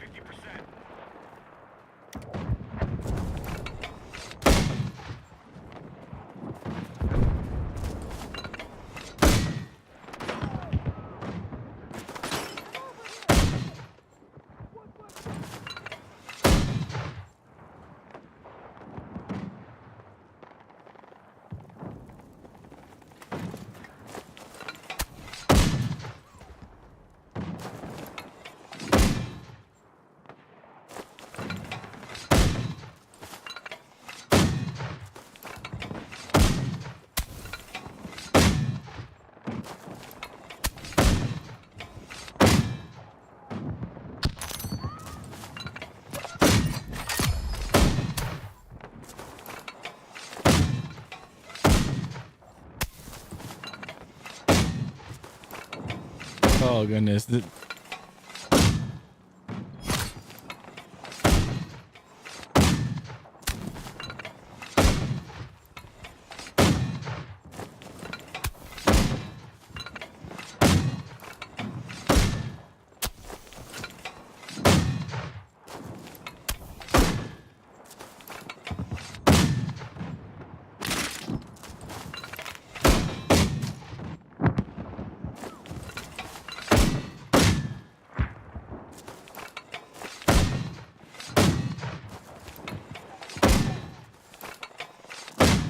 This is all bad.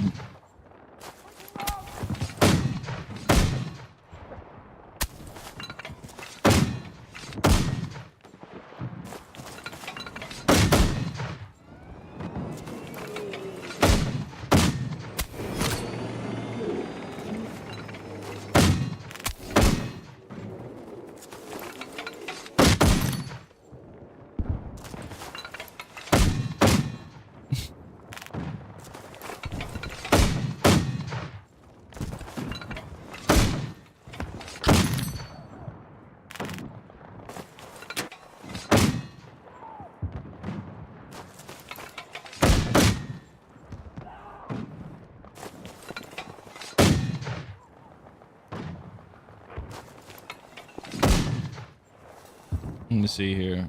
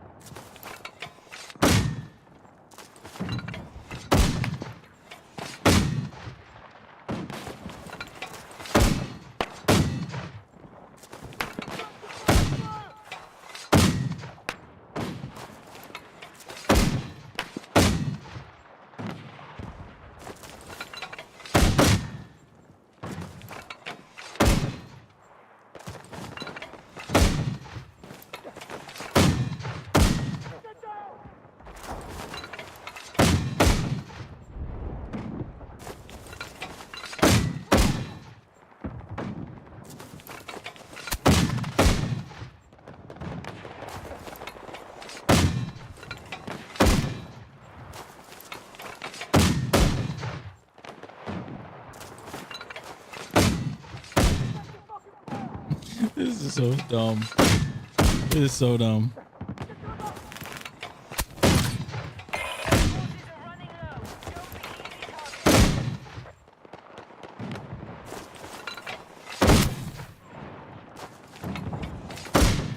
I'm just gonna hit right there.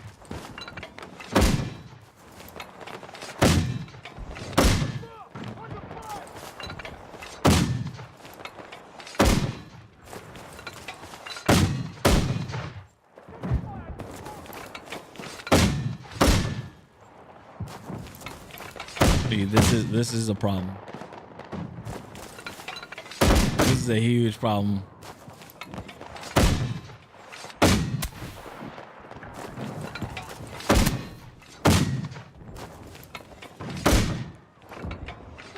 And I know why. It's a love thing.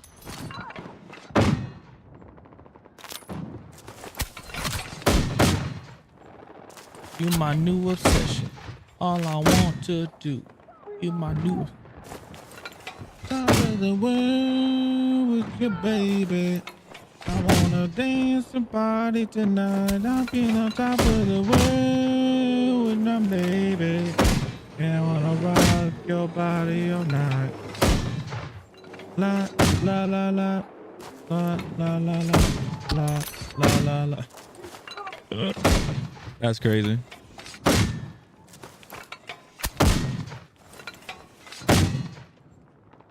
Oh.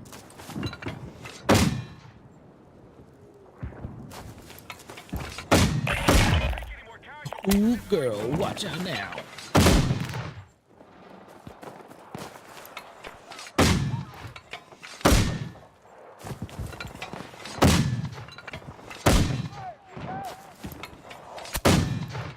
You my new obsession. Now, oh, it's terrible.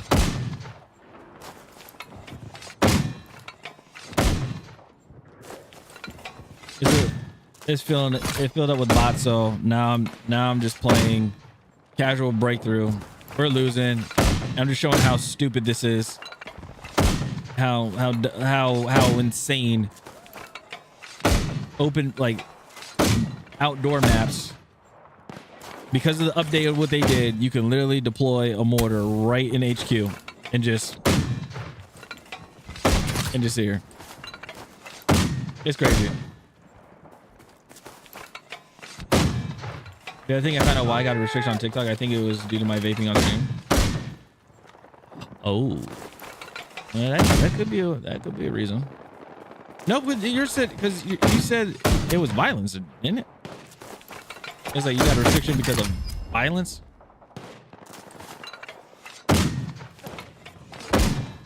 So clearly, vaping wouldn't be violent.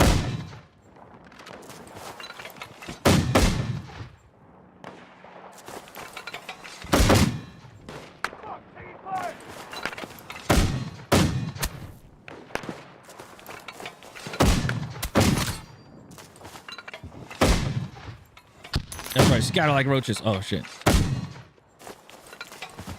That's crazy. If you are suppressed or if you're standing still, you receive more damage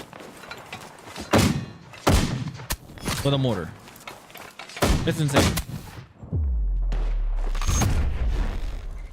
No, I read the notification on TikTok. It says the trade and use of it says the trade and use of goods. Oh.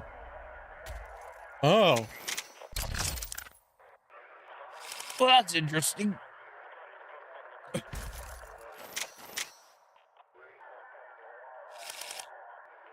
Yeah, that's very interesting. Oh.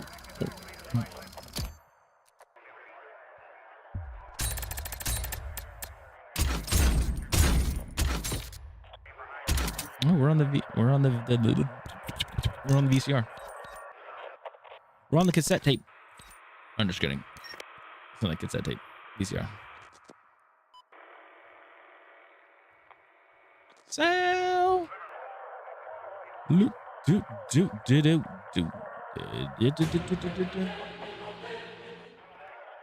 Oh, Candyman, thanks for the lyric. I appreciate it. Boop, boop, boop, boop. Boop, boop, boop, boop.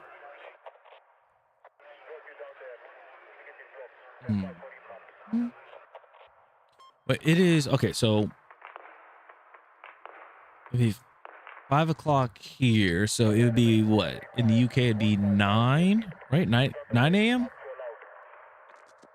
Right? I think y'all are 4 hours ahead of me, if I recall.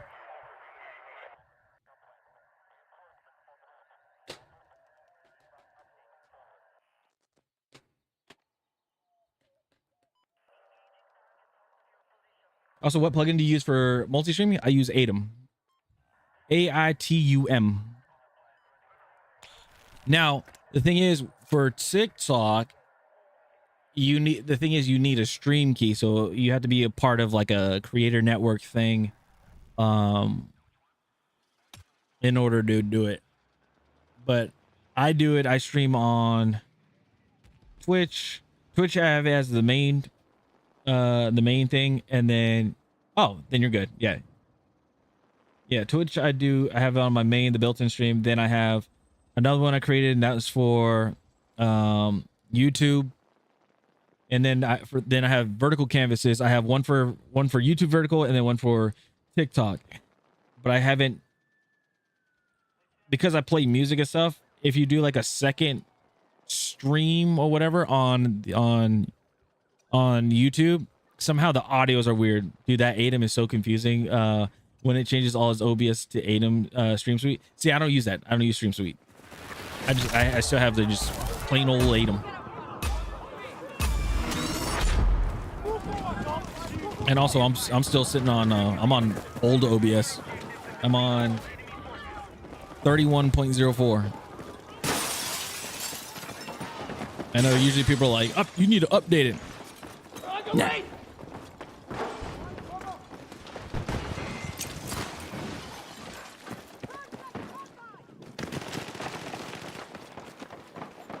Oh, that's not good.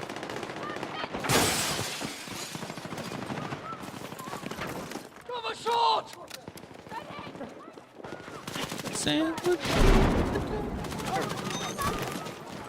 Come on!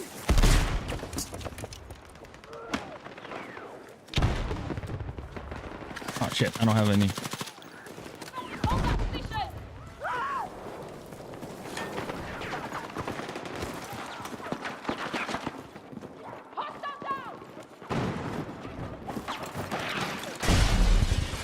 Oh, simple. I got a question. What time, like, I've been trying to ask, like, creators and stuff, Battlefield creators, like, what time do they go live? Because I want to, like, again, I want to help people out, try to raid out to people and stuff like that.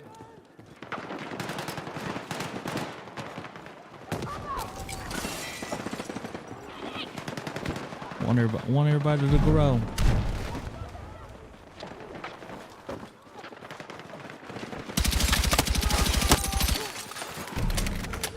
Maybe. Okay, yeah. I might need to remove frangible bullets.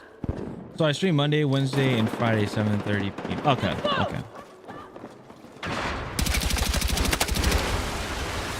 Oh, that's a tank and a half.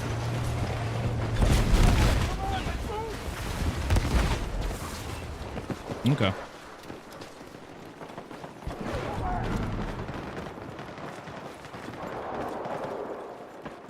Yeah, I'm not sure yet, but I might swap my I might change schedules, stream earlier. I could stream earlier and then just stream longer, and then yeah, because I know a lot of creators, they want to do like the collabs and stuff, but I'm like, damn, usually I get off the stream like late. Like I stream super duper late. I don't have a sniper rifle. I forgot.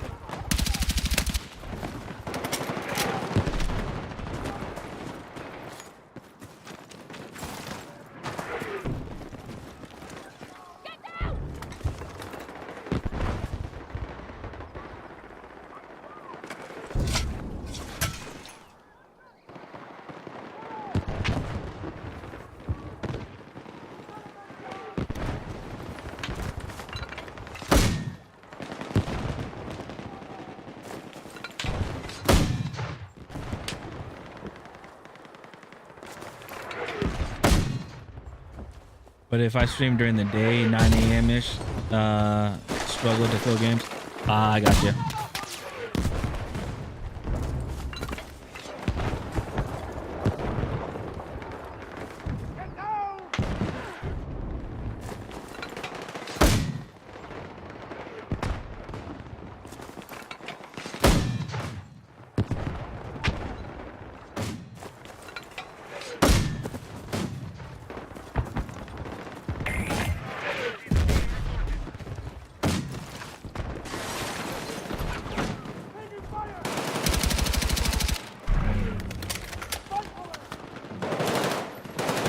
Take the damn bullets off.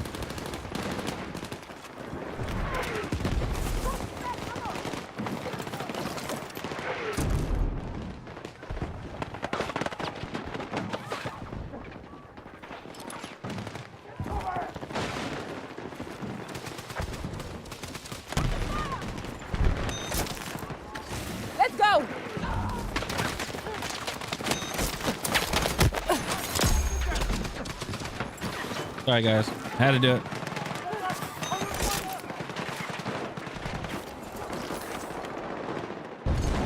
All right.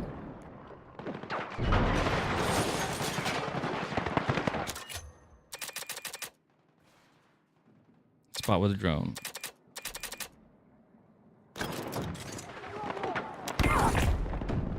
What if I should? Yeah. Yeah. Somehow, like.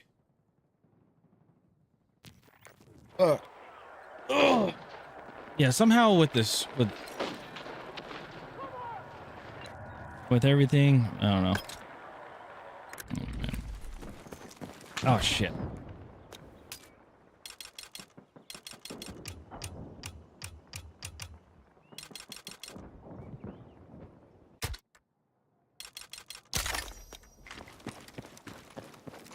Alright, just need to spawn.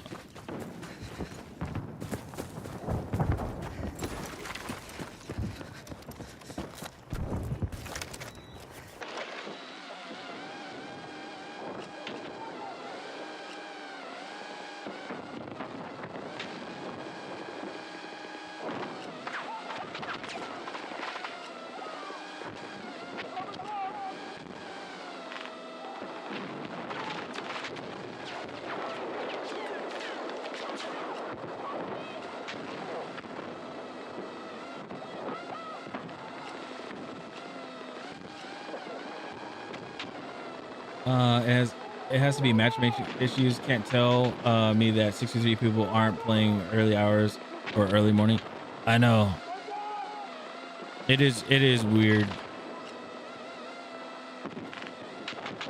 Wish we had the dedicated servers.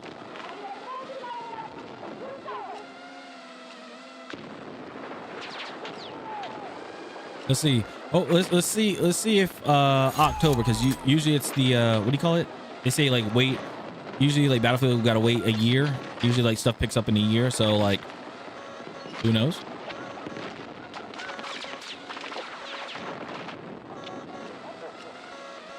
Being very hopeful.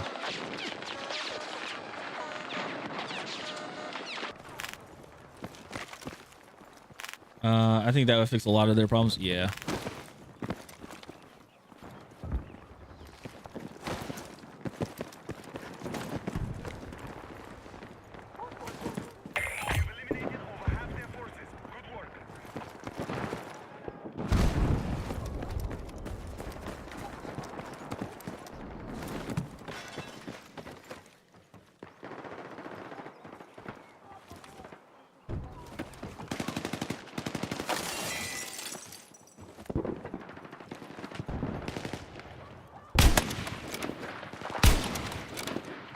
Shit, I fell. I fell.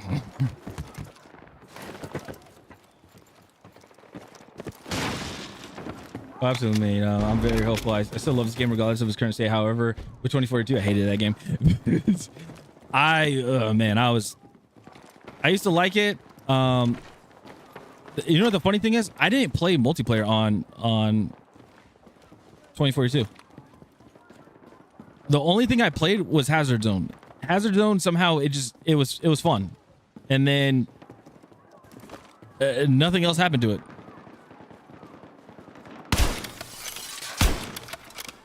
Oh shit.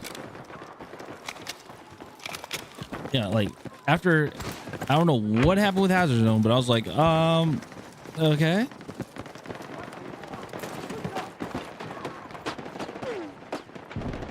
Nothing was worked on. Didn't seem like anything was done. I was upset.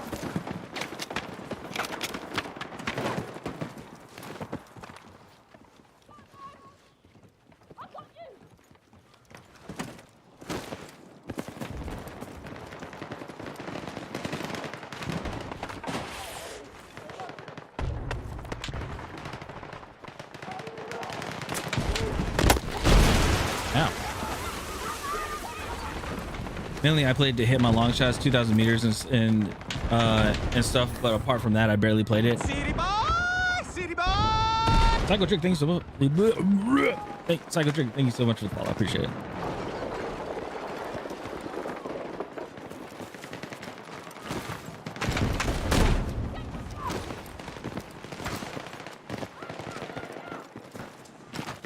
City boy! City boy! Oh, Wise Guy, thank you so much for the follow. Appreciate it. Welcome in, everybody. Welcome in. I need more drones. Or not drones. Yeah, I need another. Yeah, I need another drone.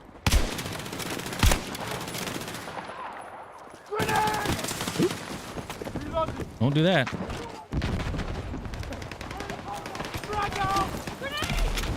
I wish there was a way to like disable auto mantle.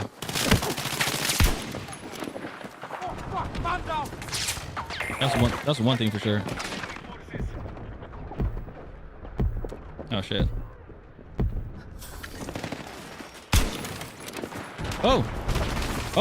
Yeah.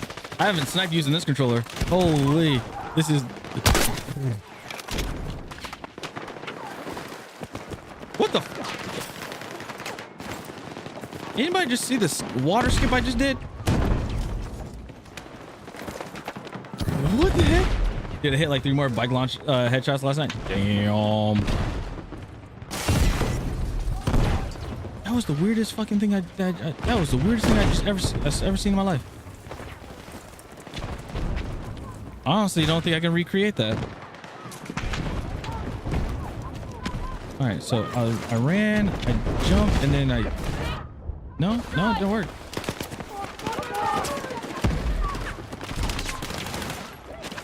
That was so weird. Like, that was really weird.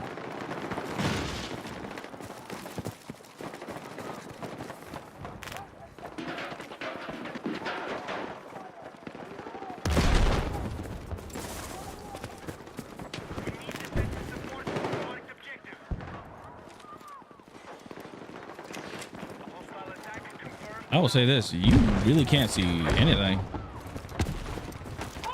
I'm running with the Claymore, running with the Claymore, running with the Claymore. Charge set. Stand by. You'll probably see that.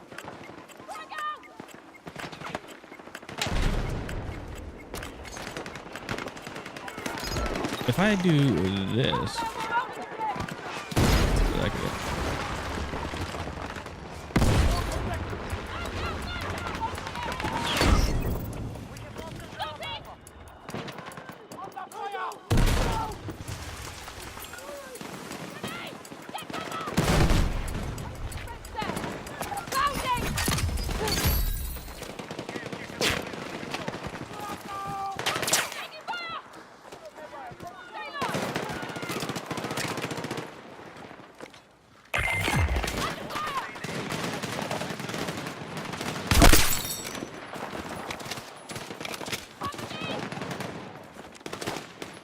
I do like the little, like, yeah, I'm playing casual. I think the funny thing is, I like how they put the little bot icon.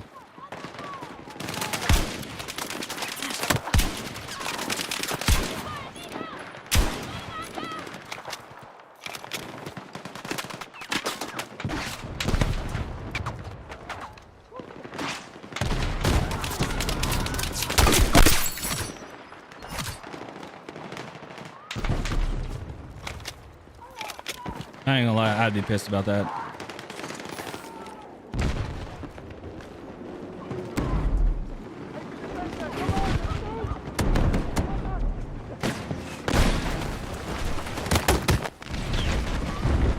Oh, well, that's...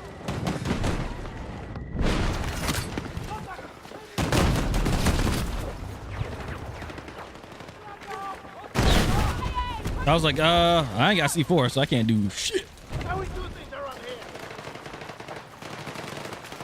Oh, well, no.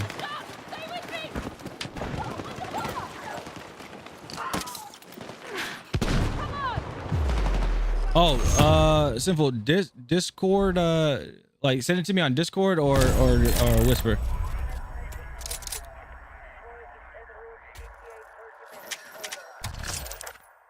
All right.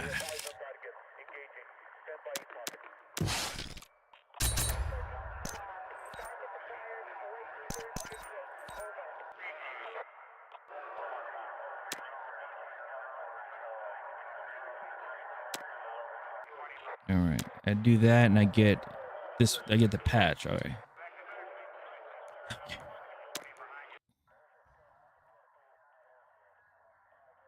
All right, guys. There's it for me for tonight. Yeah, I appreciate it. Thank you guys so much for hanging out. Honestly, we didn't work much on the mini scout because we were doing the challenges. We were trying to get these nightfall challenges done. We're 6 out of 11. I'm gonna go off stream. I'm just gonna tag these, like use the drone, tag the target, so then we'll be 7 out of 11. And then after that, I think, was it? No, it's Tuesday. So we should be getting a new set of weeklies. Yeah, we'll get a new set of weeklies and everything like that. So we'll be good. We shall be good. Yeah. So have last one, brother. Catch up on the next one. Yes. All right, TikTok, YouTube. I appreciate you guys. Thank you guys so much for hanging out with me. I'll see you guys later. Have a good one. Peace. Later.